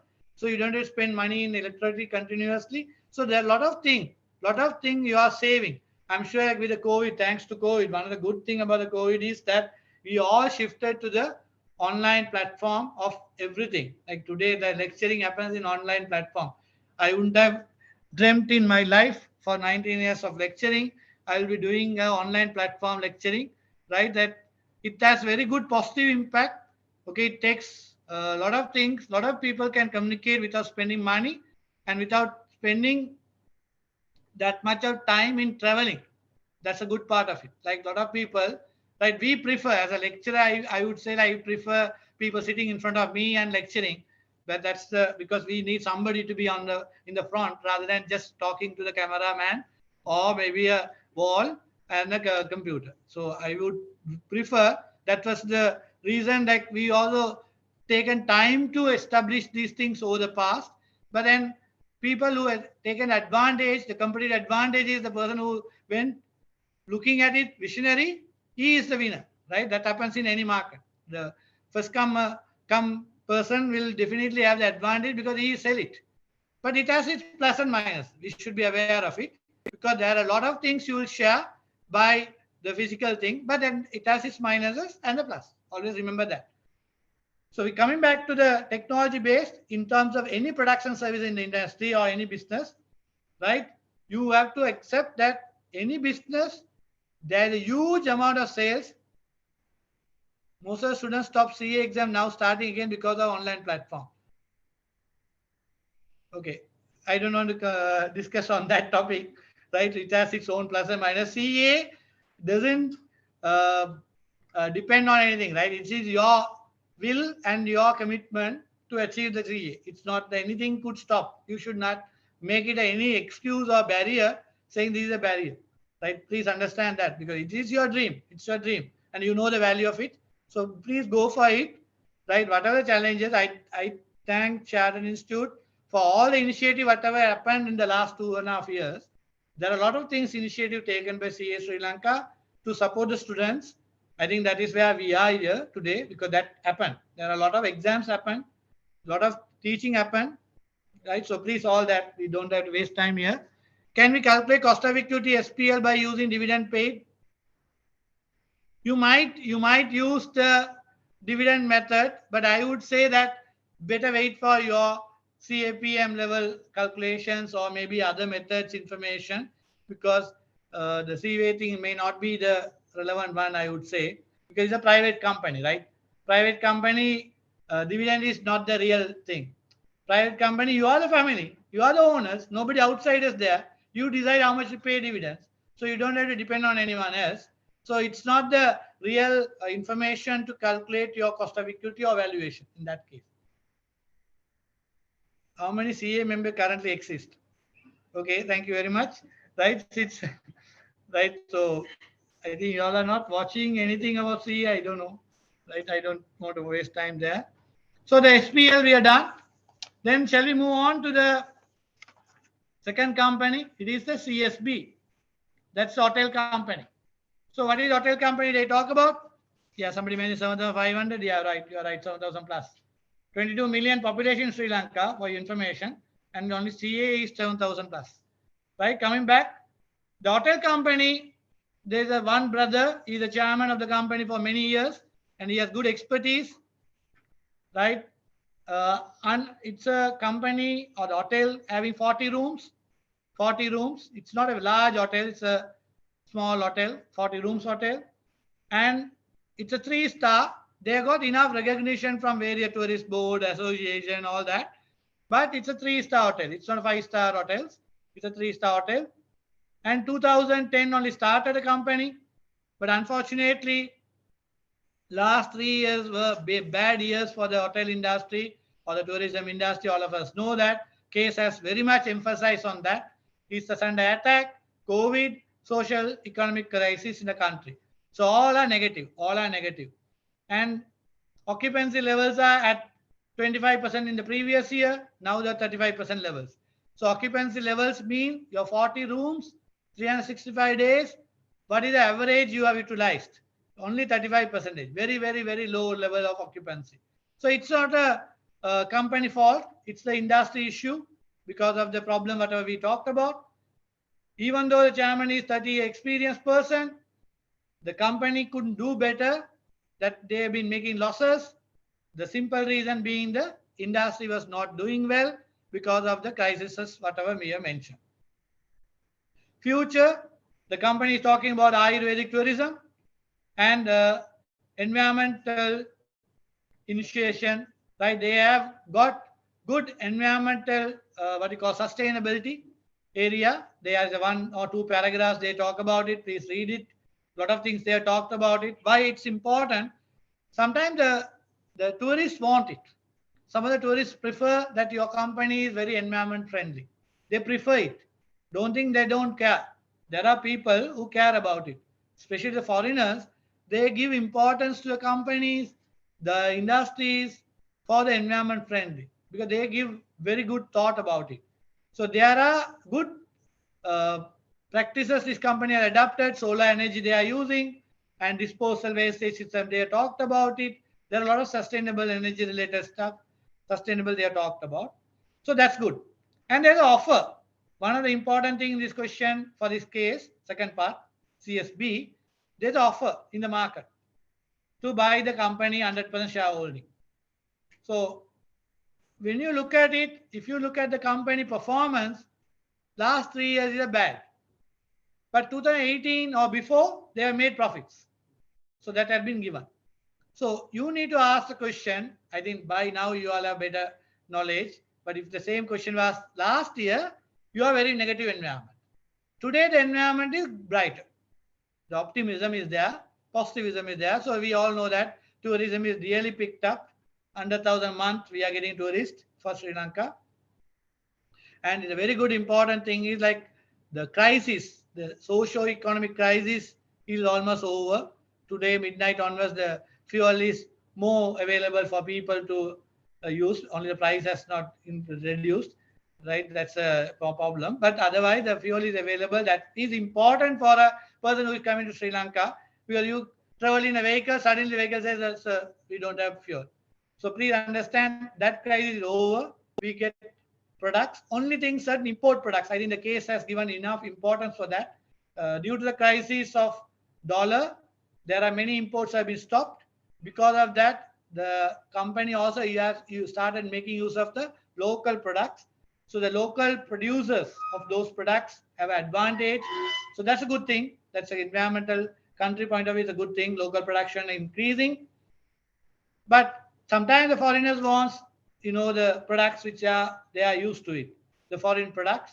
So that's a disadvantage sometimes, right? The foreigners may not like to use a local product. They would like the imported products. Cheese and various products are preferred by them. So it has this negative point also. But we all know today's context, May 31st of 2023, we know that with the IMF, lot of conditions. One of the important thing is like slowly we need to allow the import to take place. So by the later part of the year, we know that imports should be slowly relaxed. That means that imports will start coming into Sri Lanka. So that's a good part of it because this company, if there is a concern about the food products or any other products, the tourists are worried about it. You need to understand by later part of the year that products also may be available in the market. So that's a good thing for the foreigners. So that means their tourism will be increasing. So that will have a benefit to the occupancy level of the company. So your revenue will start moving. Now the question is whether offer. Somebody asked whether there will be a merger question. Already the question has given there's offer. So we don't know whether the offer is going to be cash offer or share offer. If it is a cash offer, it's acquisition. If it's a share offer, it's a merger. So please understand that. If it's a cash offer, it's an acquisition. It's a share offer, it's a merger. So whether it's a cash or share offer depends on the offer. You need to be thinking about it. Now the question is whether this company should sell this company.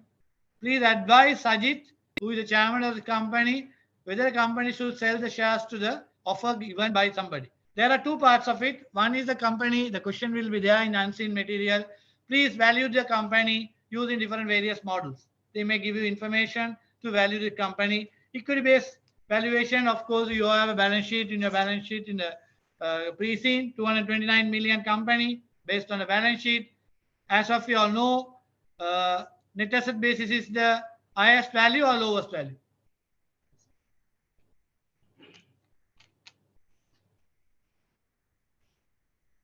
Exactly, exactly. Very good. So I'm not going to do the valuation chapter today again. You can watch the video again, right? So lowest value net asset basis, and especially a company which is making losses last 3 years, you can't wander with your net assets. The net asset would be the lowest value you would have. So please understand the net asset basis of valuation is not at all usable for your selling. And especially now you are March 31st finished and you are in a positive territory. So don't ever think of selling your company at the lowest value. That unless you are desperate for your money, you can do it. And this is a family-owned company. All three companies are owned by family. So you don't have to sell your company for 229 million. So please understand net asset basis out from this question. Dividend valuation method you can't use because you're a loss-making company. Possibility is that free cash flow method.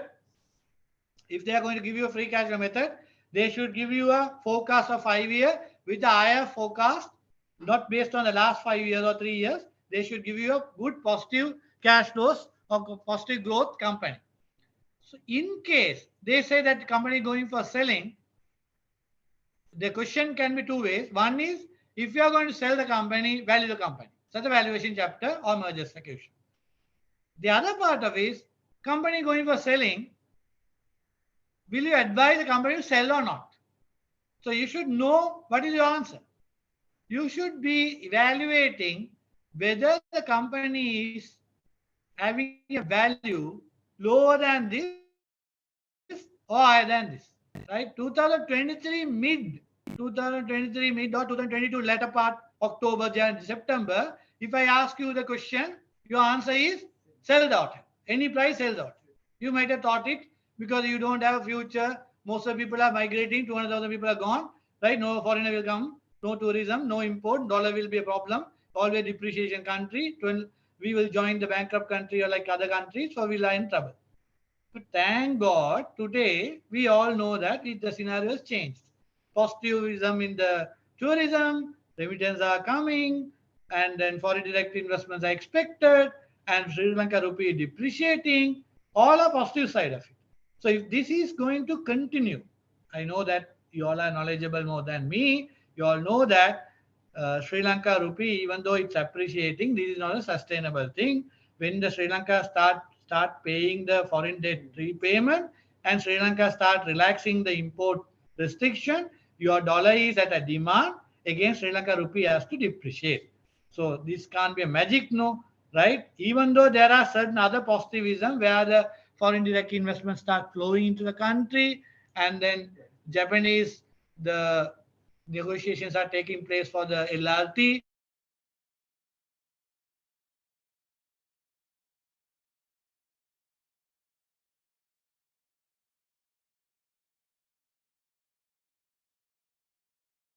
So those things also have an impact on the country. These all have a positive thing, right? Yeah, I'm just taking the is finished, right? All migrate 22 million. Yeah.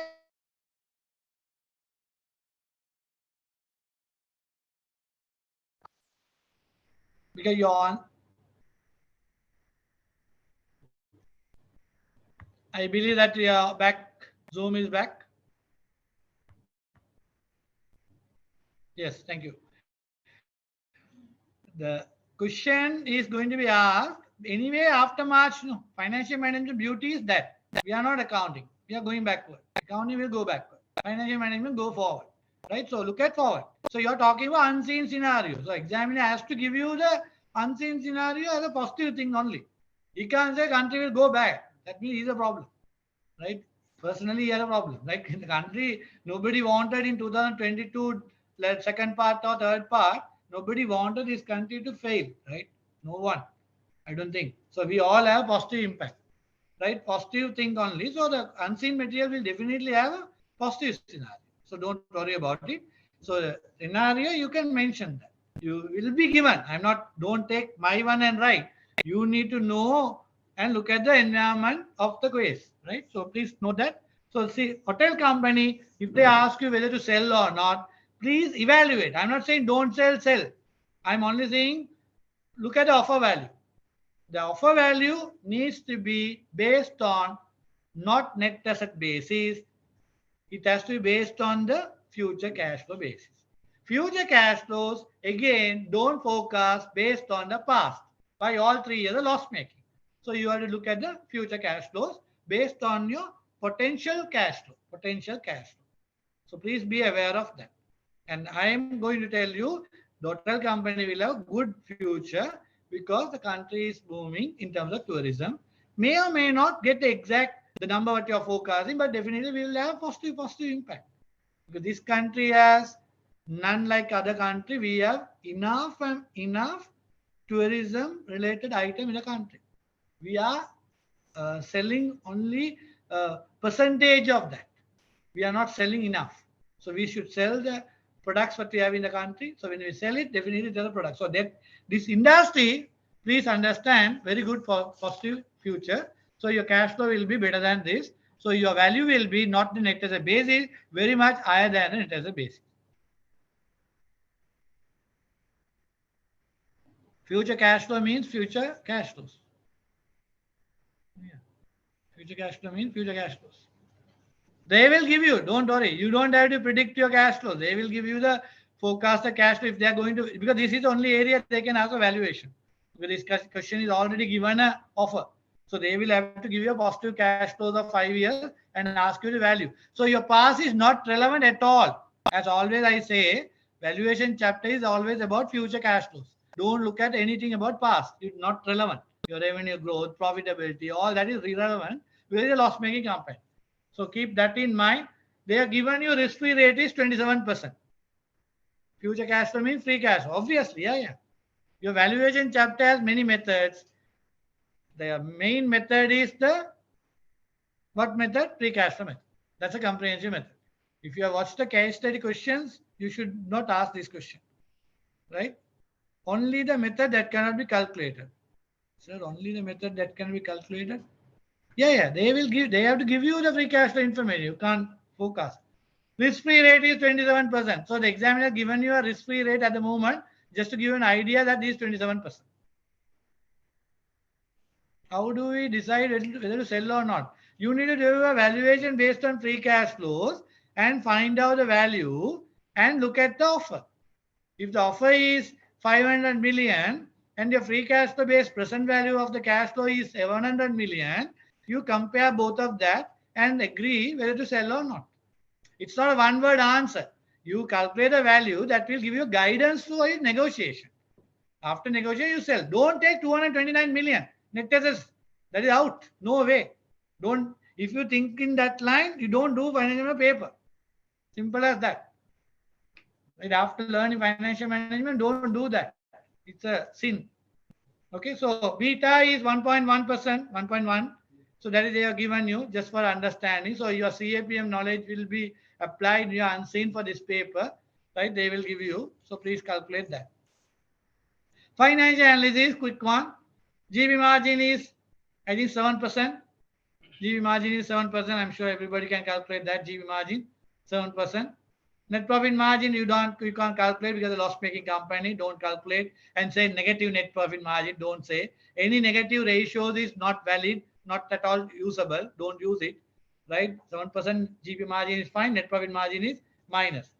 And return on capital employed is 2.3%. Return on capital employed is how much? 2.3%. If you calculate EBIT. What is LRT? Nothing to do with financial management. Light rail transport, right? That's like a electric train, electronic train. So LRT is a right. You will see that Malabay to Colombo they were planning. I think that's a sign that what how much of thing you all are reading the papers, business newspaper on a regular basis. This is one of the area examiner wanted you to read, right? Please read environment related news because you should be aware of it. Don't politics. I'm not talking politics. It's about the environment related what's happening. Please be aware. You are going to join 7,000 people out of 22 million population. So you are not just another member in the population. So ROEC is 22.3. I don't think the profitability is bad. Profitability is bad. We should not be talking about it. But the profitability is bad not because it's your fault. Not because it's your fault. It's because of the environment in which you are operating. That is the country's environment and the world environment. So please be aware. One of the important thing in this case for the hotel industry, you should be aware of the leverage area. Leverage area. So please make a note.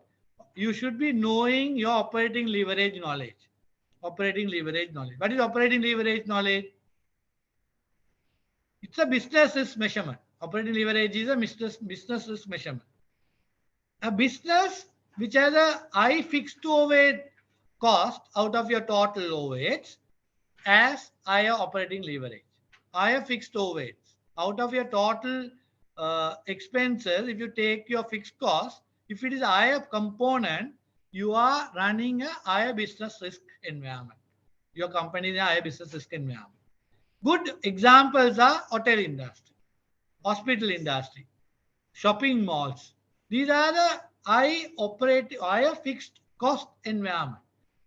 It is only few examples. Even any organization, if you look at your high fixed cost out of your total cost, then you have a higher operating leverage environment. Why it's important? If it's a good profit-making company, you are a growing profit-making company, high fixed cost environment is good. Why? All your profit, all your turnover will convert into your contribution. New turnover will contribute to your contribution. But negative side of it, like what happened during the COVID period, you are not having anybody in your hotel. Nobody is coming to your hotel. What will happen? You still incur your maintenance cost, staff cost, electricity cost, utility, other cost, depreciation cost, bank financing cost, and fixed cost, right? I'm not talking of that. All of fixed overhead, salaries, maintenance, depreciation, all that, electricity, all that, rent, if you are in a lease rent, all that is fixed cost. So whether you are one person in your hotel or 2% in your hotel, you still incur that cost. So please understand that is the high business risk environment. So higher business environment in high operating leverage. Now the question is, having higher operating leverage is good or bad for your organization? High operating leverage does not mean it's a bad scenario. It is good provided your revenue is growing. You are in a profit environment. As far as you are a profit-making company and a higher turnover or a turnover growing trend company, you don't have to worry about your higher fixed cost. Why? Your turnover will convert into contribution. So same company which talked about negatively last 2 years would be laughing today when the hotel industry is growing fast. That is 40, they are talking about 35% occupancy. You are only having 40 rooms in the hotel, 35% occupancy. If you do a proper marketing of your product in the market environment, you are going to achieve a high occupancy levels. So if you get high occupancy levels, you don't have to worry about your fixed cost because you are going to get a good return. Okay, so please understand that. So therefore, the profitability point of view at this moment is a negative, it's a loss making. You don't have to talk about it. It's only the future will change that environment. Second, moving on to liquidity ratios. Anybody? Can you comment about the liquidity ratios? They have a less than 1 liquidity, 0.36 and 0.23 quick ratio and current ratio. You have done the calculation. That shows very much companies in a serious liquidity problem. Companies having a serious liquidity problem. That is the reason why the banking sector got into the picture to help the hotel industry by giving moratorium. because you have to face the liquidity problem because you don't have revenue, right? You don't have revenue mean you need to get into a working capital problem. So please understand this company is having serious working capital problem. So what is the solution? Solution is now when you have working capital problem, you need to see whether the company can increase document of pre-seen and pre-share. Right? Working capital problem. How do I improve the working capital problem? You are dependent now on the your short-term financing. You are dependent on short-term financing. You need to try much as possible to reschedule your loan, as somebody mentioned in the already question. Reschedule your loan. Provided your suppliers are agreeable, you can increase your supplier credit period.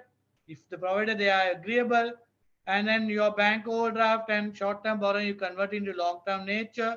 Try to negotiate with the bank for long-term nature. Try much as possible to exactly pump in equity capital, because you should know that it's a family-owned company, and you know that you have been running it for a long period. It's a short-term environmental issue. You need to pump in money. It's not like a listed company. It's about unlisted company, private company. There are two choices. Either you sell the company, get out of it, or you pump in money. You can't go for a bank loan. No bank is going to give you further loan onto this company loss making. And you can't expect the other shareholders to pump in money because no one is going to come into a loss making company at this moment. Your own people have to pump in money. And you have made good money in the past. You would have got money. So please understand that you will be able to earn more return. So you need to have the patience to invest further. So the shareholders being family owners, my personal opinion is the company should be pumped with equity capital for time being by the present shareholders rather than going for loan financing or going for the other shareholders' money, right? Other than your agreeing with the bank for long-term financing and the creditors delaying. So that's for solving your liquidity problems. Then moving on to gearing, based on the present gearing ratio,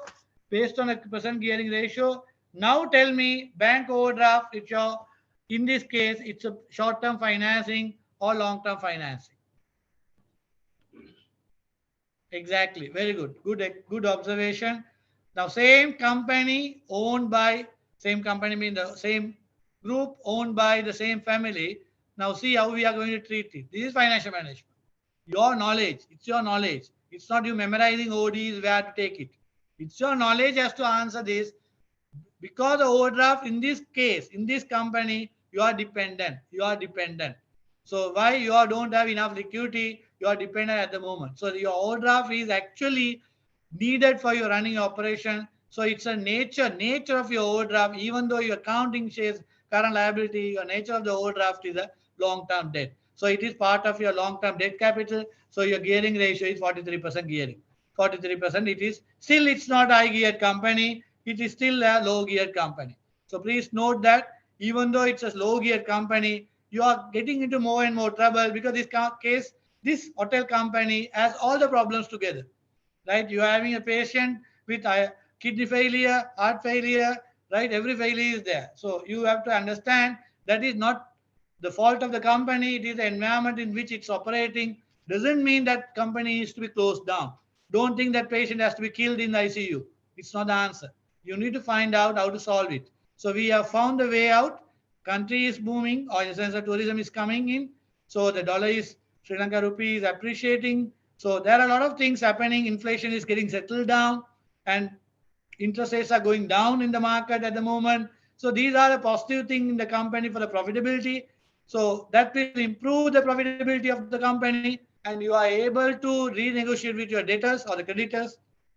Possibility there, since the family could accept that they have to pump in money for the company benefit. So this will change your present scenario.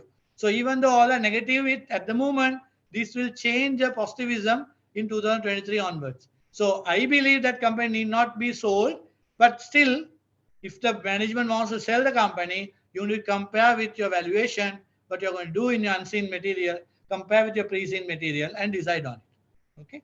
ROE, no point in talking about ROE because the loss-making company, it doesn't make any sense. So this is about your hotel company. This area of testing is working capital management and the valuation chapter or the mergers and acquisition area, possible testing can be done. Third one, PTL. PTL, it's about a travel agency and the inbound outbound company. Again, you know that it has started in 2011. It's very much recognized by the industry players and the agents or the airline companies. And 50% is mainly from inbound tourism. As you know, inbound tourism is foreigners coming to Sri Lanka. You are arranging the tours for them. Outbound is people going from Sri Lanka, you and me who travel outside Sri Lanka. They will arrange for us tour packages and the ticketing. 50% come from inbound, and their company is focusing on that inbound tourism because it has a huge margin compared to 4 to 7% margin from the ticketing agency business. So please be aware of those. Employee turnover is 19%. So that's something alarming thing. As a concern, you should know the risk and the risk assessment you should talk about. Companies talking about using technology, cutting edge technology. That's why I told you at the beginning that companies, not only travel agency or inbound, outbound people, it has to be any business today's environment, try much as possible to sell the products through the technology based, because there are enough opportunities in technology based, because cost of your operation is very much cheaper in technology based business. Stiff competition is faced in the market, right? As you know that, like what we discussed for the hotel industry, same impact is there for this PTL also. By Easter Sunday attack, COVID issues, tourism drop, all that is have impact on the industry of this nature. Again, chairman has 25 years experience. So that is a positive thing for this company to continue the company. And they are planning to establish a unit for inbound tourism in Maldives. So there's a point there, Maldives investment opportunity, right? They are talking about $100,000 investment opportunity in tourism, right? Project is postponed in 2020 due to the COVID. This is the area you may be asked because it's a real option area. They can be asking in this area because the company has postponed this 2020 because they feel that there is a benefit of postponing. So their value creation is happening because 2020 when they invested, as I told at the beginning of the case explanation, no point in investing in 2020. If you are going to invest, you are going to invest heavily and no return for that 2 years. And nobody knows at that time what will happen to the tourism industry, right? What will happen to the travel industry? Whether anyone will be able to fly it out of the country, nobody knew because tourism was completely out. So now we can be laughing. Now every country has opened for tourism. Everyone is traveling again, and no COVID testing is done. Actually, people are not bothered about it. Vaccination certificate also you can just carry it. Nobody's checking. Most of the countries don't check it at the moment. So these are the positive things at the moment. Similarly, in Sri Lanka, we are promoting tourism continuously. So we are not bothered too much, even though we say that we wear mask and all that. How many people are wearing masks? So please note that these are environmental changes. So even the government still paper writing, there's a COVID impact is there, risk is there, people are dying, all that is there. But people don't bother about it because everyone believes that the vaccinated has a benefit for all of us. That's the belief. Okay. Coming back to the bank loan, right? The company has bank loan at the moment, but the company has already have limitations of going for bank loans because of their present environment, where the company is not doing well at the moment due to the environmental issue. And they are planning to invest in Maldives, where again they are risk averse people. They are talking about investing by share issue, 30 million share issue, and they are planning to issue to SPL. So SPL become now first time they are talking about the one company going to now own another company. Up to now, all three companies are owned by family only. Shareholding structure family only. No company owns another company. So there is no ownership. But in the future plan, they are talking about issuing shares to SPL, 30 million, that is equal to $100,000 or something like that. But there is another story. The chairman, on his personal capacity, already has started investing in RTL in Maldives in June 2022. Now it's a conflict of interest. I think maybe your framework of financial management talks about this, right? Whether the ownership has conflict of interest because you being an owner in the company, you are trying to start the same business, right? Now he are already invested already. and he is now going to inform the board. Ideally, what should happen? You should have given informed that before going into that industry. So it's a conflict of interest. Maybe you can talk about it, right? So that is for that purpose. Then the risk assessment. There are many risks they are talked about. If you take the paragraph in that, what are risks they are talked about? Zoom students, can anyone share?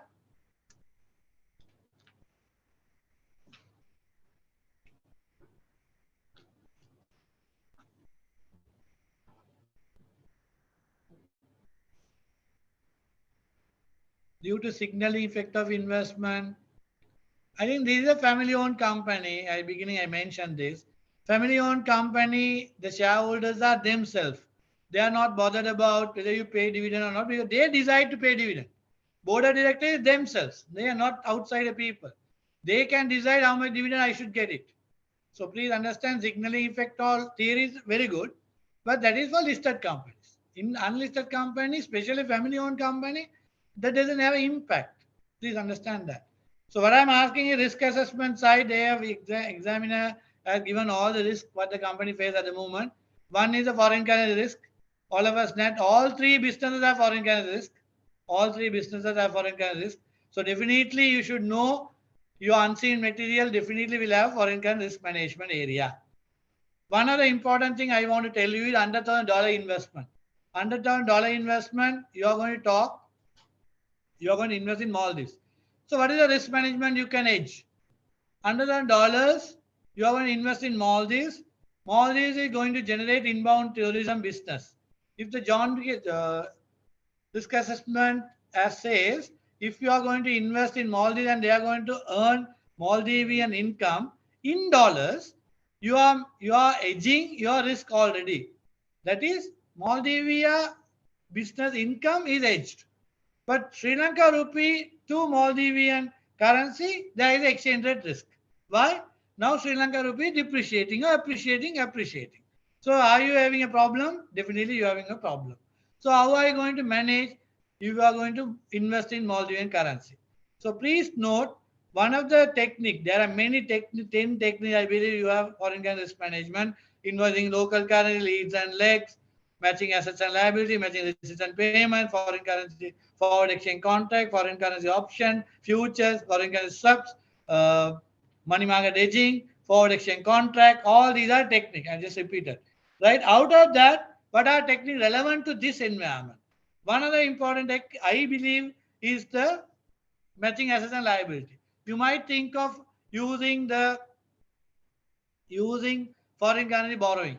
If you are able to borrow in that Maldivian country by getting a credit support from the local bank from Sri Lanka, you are able to borrow money in foreign currency. Then you are able to repay your money with the dollar earning in that country. So you are matching it. That is one of the possibility of risk management.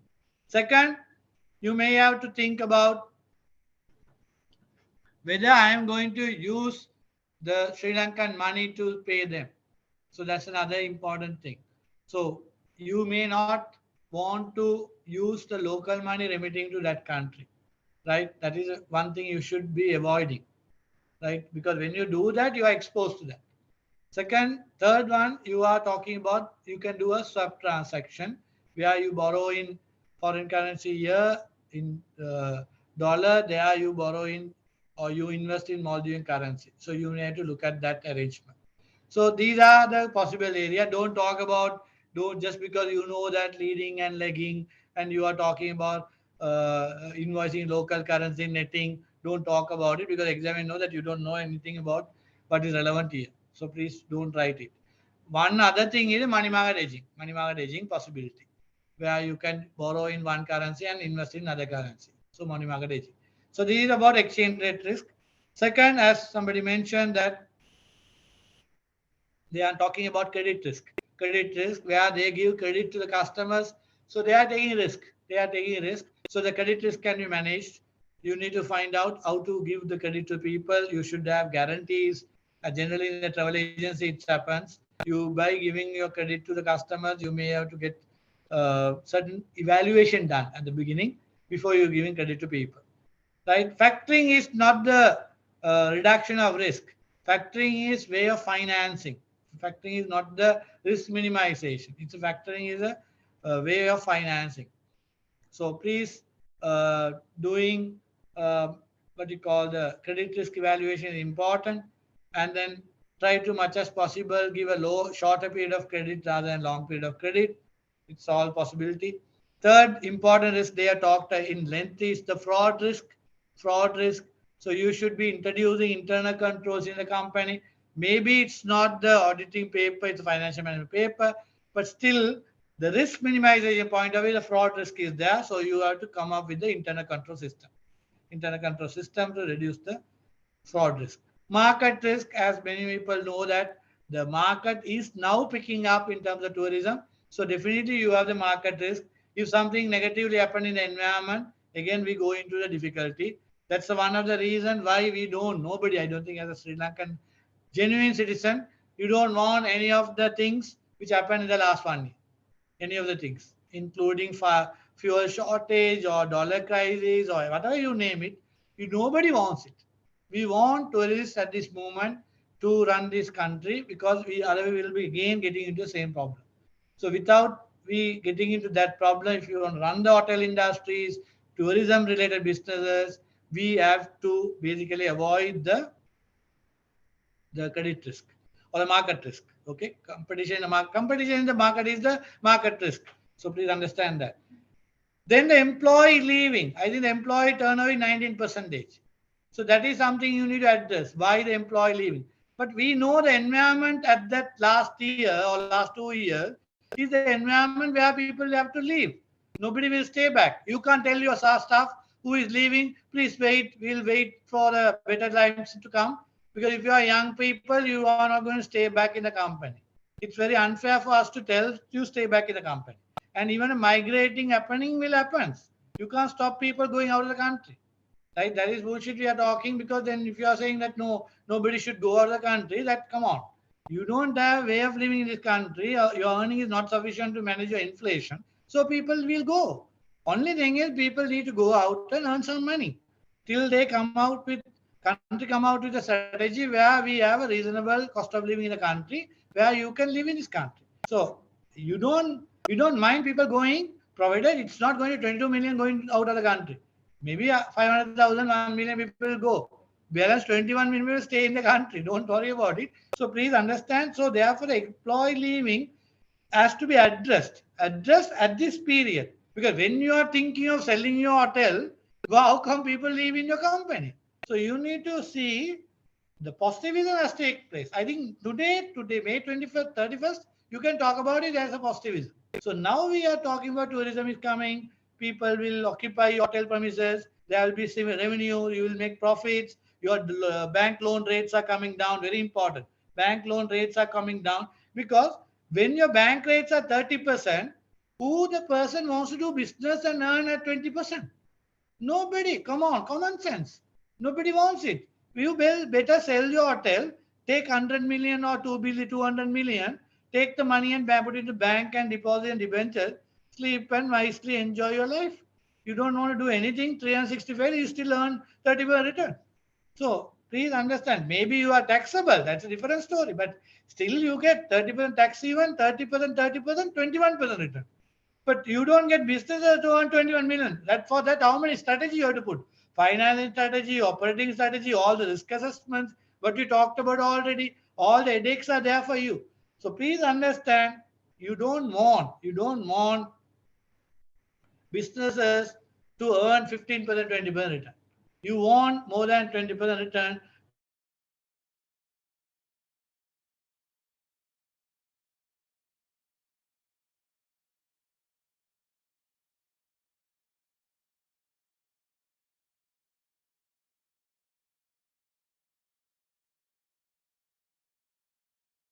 That is why you need to understand that businesses should but 20% return, if your cost of debt is 20%, you don't have sustainable business. There are enough in COVID period, every period they made money. Sustainable business we are talking. Sustainable we will create value. For that, you need a 20% above return, not 35, 40%. No country will have 35, 40. Negative return in Japan. They don't have 25% return in any business. Right? Even interest rates are negative interest rates. So you should know no business in the world give you 25% return. maybe the environment we have at the moment, we have an unfortunate situation where you are getting 30% return in some businesses. That is not sustainable. That's what I'm saying. It's not sustainable. So please note that your hotel industry will be surviving for time being and they will booming over the period. Provided there are positive things has to happen. But interest rates will come down. Inflation comes down.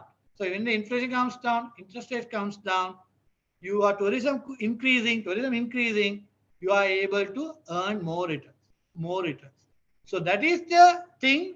Numbers have to show. I am not a astrologer who will say that that will happen. Next 6 months down the road, again another protest coming in the country, nothing will happen. Again we go backward, right? So please be genuine. We have to be genuine in this whole thing, right? It's not one side or the other side. We have to understand that a lot of good things have to happen for us to survive. Otherwise, we all will leave, right? So, if chartered accountant and lawyers and doctors and engineers are the first to go out rather than anybody else because 22 million, 7,000 only people are. So 7,000 majority will go out because they are the people who have a better opportunity to earn money. So you can't blame anybody. So that has to happen also. Country want people to go out also earn money for the country. So dollar is needed. So please note. So this is about your PTL. Coming back to financial analysis on PTL, profitability, I think GP margin is 17%, but net profit margin is 1%. So net profit margin, as I mentioned, is a profitability not good at all because no industry is surviving at that moment. ROC is 7%. ROC is 7%. So that is also very low rates, not earning. So don't look at that ratio and compare. That's the reason, one of the reason examiner given you not given you a 2 year information. Because you no point in wasting time in calculating the ratio and saying this has gone up, this has come down, it is coming down, it's going up. Examiner not interested at all because we all know that those industries were not performing. So don't talk about it. Now look at financial management view. Future. Don't look at past. That's accounting. You know, future is the financial management. So profitability will change all the positive what I talked if it happens. Liquidity. Liquidity 1.7 current ratio. So 1.7 current ratio, first of all, you have to ask the question, it's a manufacturing or trading company or it's a service company. Inbound, outbound to ticketing, all are service. So service industry, do you have a high uh, inventory? No, you don't have high inventory. And debtors are having a very short period. You don't get 3 months credit for your person who is traveling to Sri Lanka or person traveling out of Sri Lanka. Person out of Sri Lanka, gone is gone. For person who is coming to Sri Lanka, will come and gone also. So 3 months credit you can't give it. So you can't have a long credit period in the industry. So first of all, you should know that if you have a long-term credit, that means something you are having a serious problem. That's a credit risk. They have talked about it. Have that knowledge. Okay, so please note that even though 1.7, you have a debtor period or credit what you call current ratio or liquidity ratio, it looks good. It looks good in terms of working capital management. You have a higher liquidity ratio, but it's not good in terms of managing your liquidity. It's good, but it's not good because when you are given higher credit period, will you be getting your money from your debtors? You don't. So you should know. I am not too sure about exact number of days they have given and all that, but it looks like they have given. They have accepted that already. So nobody talking about it. So that is a risk already. So the liquidity, even though now see the three cases are different altogether. First one is overcapitalized. It's not about bad credit period. It's on non-evaluated credit period. That as higher current assets, you have invested everything. So you have enough inventory, your debtors are very good, you have enough debtors, all that, but it's a problem. That's the profitability problem. Second one is you are in a bad wicket. You don't have money to pay your salaries even. That's your real problem. You are waiting for the banking sector to give you the working capital at 4% to survive your business. So you are not surviving. That's why you are selling the business. Third one is you have a good credit period. Your liquidity is good, but it's not good. Why? You are given enough credit and they are defaulting. In the sense like your credit risk is higher. So please understand the three case talks about working capital management, three different scenarios. Examiner can give you in different thing and ask you comment about the working capital management of the three companies. So you should be able to explain that properly. Then gearing ratio, 24%. So the question is whether you have a high geared company or low geared company. Low geared company. Now the overdraft again coming into picture. Whether overdraft is a part of a long-term debt or short-term debt.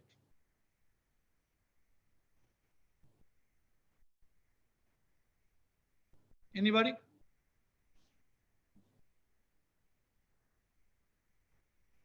Actually, our accounting knowledge only stop us thinking like financial management.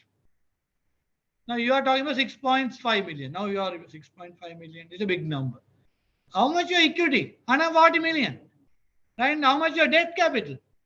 How much your debt capital? 43 million. So almost 183 million your capital. 183 million debt equity capital. 6 million is significant or not significant? Not significant. Are you dependent? Not dependent. That means debt is bank overdraft debt capital? No. It's a short-term debt. So ignore that. If you ignore, your gearing ratio is 24%. Low geared or high geared? Low geared company. But now the question is whether this company should be financing further by debt capital or equity capital. Already you are in trouble. Your company business is not doing enough because of the industry, not because of your company, industry. But when you start making money and your in business is blooming and you are earning more and more, you should be borrowing money or you should not borrow money.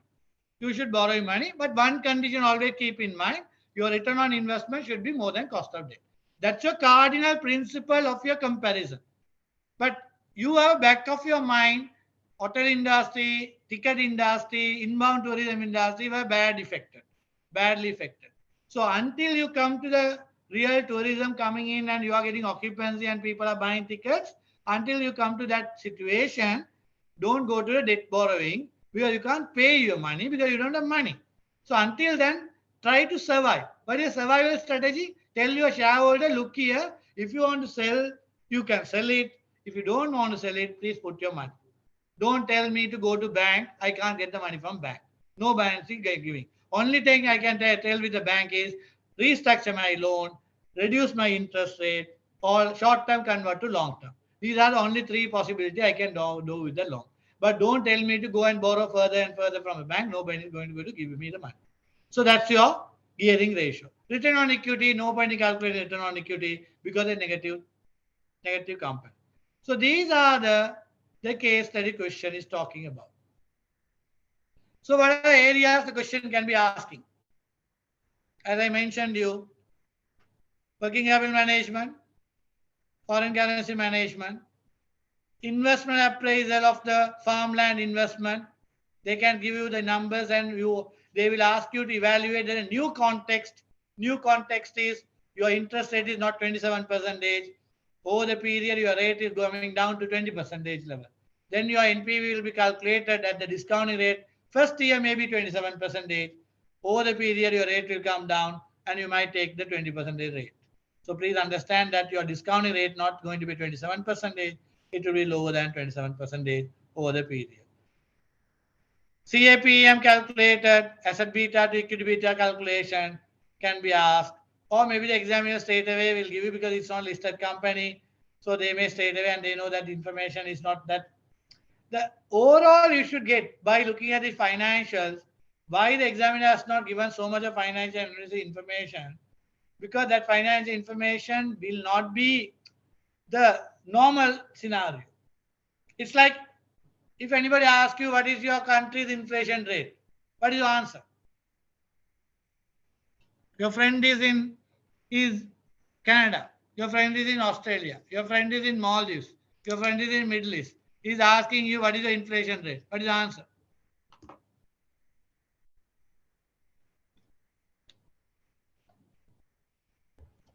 You say I 40%, right? Depends.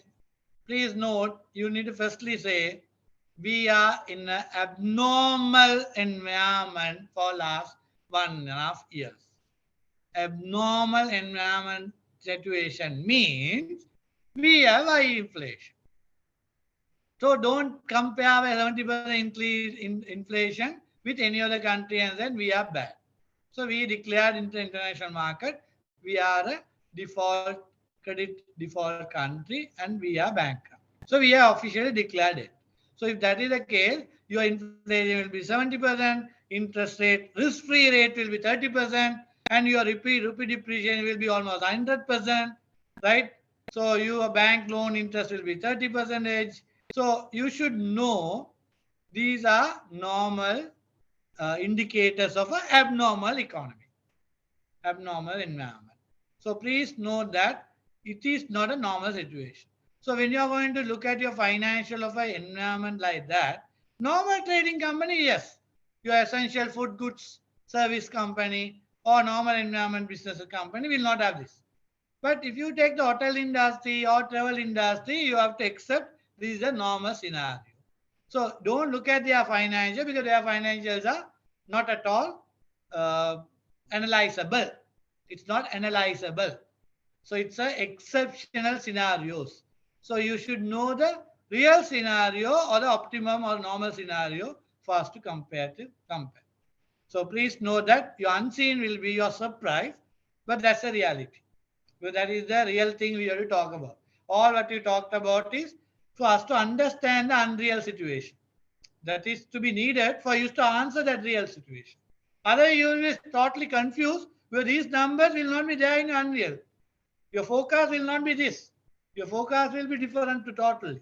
First one is also, even though it's a tea export company, it's not affected by your tourism or FDIs or exchange. They are affected with the exchange rate. That is also not abnormal. It's also abnormal. So your exchange gain is included inside. So your sustainable profitability is not that.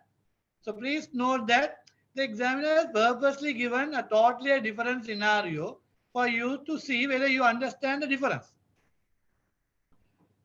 Is it compulsory to give what?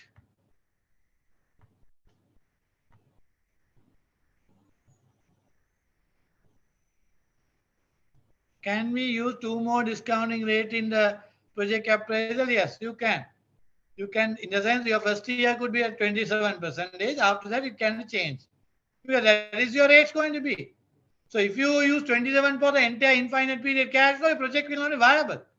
No project will be viable in the world, right?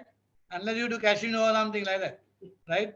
You have to do some other businesses, not normal businesses. So 27%, that's why I'm trying to tell you, see whether you understand this financial management beauty, right? The case study is about that, right? So you will see a totally different environment in your unseen, where they will give you all the information about the reality information. Thank God, we are proudly saying today we have come to reality stage already. So at least we as a country, we have to be proud that we have come to some situation where there are a lot of things have changed to a very practical scenario. So 25% inflation today they have declared for the month. So that's a good scenario that says that by end of the year we will come to one single digit inflation, and our exchange rate will be stabilized. As the Japanese project also comes into play, there will be a lot of commitments from Japan. So that's a good scenario. So then almost the creditors will agree for the restructuring, and even the debt restructuring will happen. I think already banking sector, central bank and the banking sector has given some positivism where even if we go for debt restructuring, there will be a negative impact to the country. In the sense, economy will not be badly affected. So those are things, good thing about all things. So if that all thing is going to be positive, come on, we'll have to be looking at with all your knowledge what you learn. Only thing, your valuation chapter is must. Free cash flow based valuation, your CAPM, all that is there. Leverage area is going to be tested. Possibility is there. Investor appraisal is going to be there. And your working capital management is going to be there. Foreign currency management is going to be there. Right? So these are the very much possible areas. Foreign currency management, working capital management, uh, investment appraisal, or IR, whatever call it, and your risk assessment area, right? And then your valuation of merger acquisition.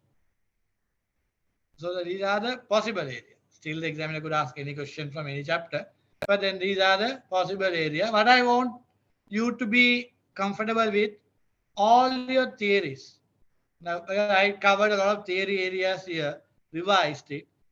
There students, there could be students who are not very much convinced with what I've been talking, right? If you are not clear, you have concerns on some of the chapter what I talked about, I am humbly requesting you go back to your theory. Wherever you gone for classes, no problem. Watch the video, the theory video properly. For you to help CS Sri Lanka, thanks to them, they have a webinar series of all the chapters. And all your past papers or like recent past papers are in the videos. Right? So please watch those things. That will give comfort of the topics what we discussed. So then you are comfortable in answering your paper. And question 1 and 2, 3 papers are there, or 3 questions are there. Most likely you will have to start with the question 1 and 2. Because that is where you score marks. Question 3 will have a lot of area. You are in the sea, right? Better you swim in the swimming pool and get your marks. Out of 25, 16 to 20 marks you can get. You can get. With your basic knowledge of your financial management, you can be thorough with it. You can get it. But going into the case study, you are lost in between. Because a lot of things should be remember. Only thing good part of it, your breathing doesn't have much to remember. So you are fine. The case what I have talked, you listen to me again, video watch a couple of times, you are done. You don't have to worry much about the pre-scene. So you can do your unseen without much of a problem. If the import restriction is going to be lifted, currency can be again depreciated, right? Yes, I agree with that. You will have a depreciation of Sri Lanka rupee. But it has a stabilizing point. Don't think that we will go back to 400 rupees or 380 rupees or whatever. We won't go to that. That's my belief. We'll have to come between 320, 300 level. We can stabilize provided FDI start coming in and the tourism start continue to come and the remittance start coming. So if that is happening, because export sector, thanks to them, they have been doing their job properly, even though there are reduction, but still they have been doing it for last 3 years. Excellent job. That's why we have survived. That's why we have survived. And the remittances have been coming. Not that it doesn't come. It is also coming. Only tourism didn't come and FDI didn't come. So please note those are the positivism. Can MIRR use in investor price as discount? Yeah. MIRR can be asked. It's study pack as an example, very good example. Please look at it. That's why study pack is a good material. I'm not promoting my material. I'm promoting institute material, right? So please go through the study pack. It has all the ingredients, and some of the questions are the recent papers, even the last 2 papers. Some of the questions information is straight away from the study pack. If you are good with the study pack, when you look at it, you will jump in exam hall. Right? There are my marks to score. So please go through the study pack. Definitely it will be helpful. You have 10 days time. You need to have, one is confidence. You have to do anyway hard work. There is no question about no hard work. But confidence has to be there. And speak to the positive people. Very important. Next 10 days, you stop talking to negative people. Very important, because negativism doesn't take you anywhere, right? So you talk positively, you believe that you can do it, and you manage your time. You need to exercise your time, definitely. First 2 questions, 15 to 20 marks, you can try to get it. So you get 30 to 35 marks in first 2 questions. Then you're talking about third question, 20 to 25 marks. That should be a target. Don't target that and leave some other question, thinking that I got it, I will get it. No, you won't get it. You have to score the 100 marks paper, but you will be scoring, or you should be targeted score that mark. Okay. So that's basically the pre-scene discussion. My mobile number, not 772-857-326. Not 772-857-326. This is in order to, because I have been lecturing in a private institution for last 19 years. So those students have anyway my number. Those for the other people who joined the Zoom, if you have any question, as you know that I'll be working in a company, right? So I'm planning to work till my retirement. So please help me by sending a message, right? So that I can answer your call or messaging maybe in the evening. So don't expect it in a 2 minutes or half an hour like making noodles. You will definitely get it. right? So you will get the answer before your exam. But please go through whatever you have gone through up to now. Please go more and more do work. But please clarify if you have any doubts. Please clarify so that it will wait for your exam. I will definitely help you till 11th. So don't worry about it. So that assurance I can give you. But uh, try your best by going through whatever, even if you have not read in the past any of your business newspaper, that's no problem. At least start today till 11, read daily business newspaper. You will get some knowledge that will help you, because at least you read, you will ask many questions to ask for sure. So that question you will ask from somebody, and some of the things you can just type Google Investopedia. You just go and type Google, you will get it. I know there are some people asking some question. I'm not saying you are not. I'm not putting you down. You can definitely ask, but still you can just type net those things. ROCE. What is ROCE? Come on, just type. You get thousand odd pages in Google. So don't think that is wrong. They are right. Investopedia are right. Right. So very very unlikely it could be wrong. It 99.9, I would say it's right.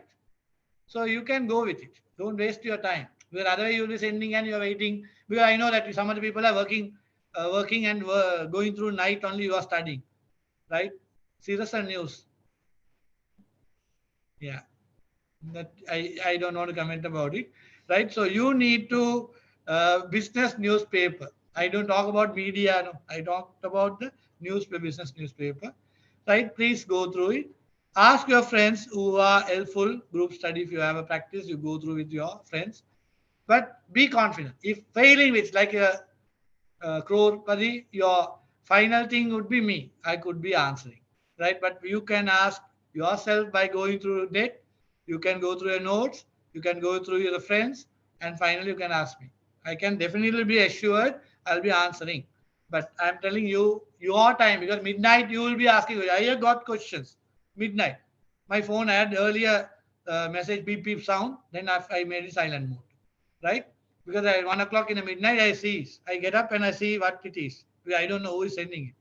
So to see that somebody student who is studying is asking a question. So that's what I'm saying. Like you have your all right to ask, but make sure that you go through all the step 1, 2, 3, and fourth question could be me. Okay. All the very best.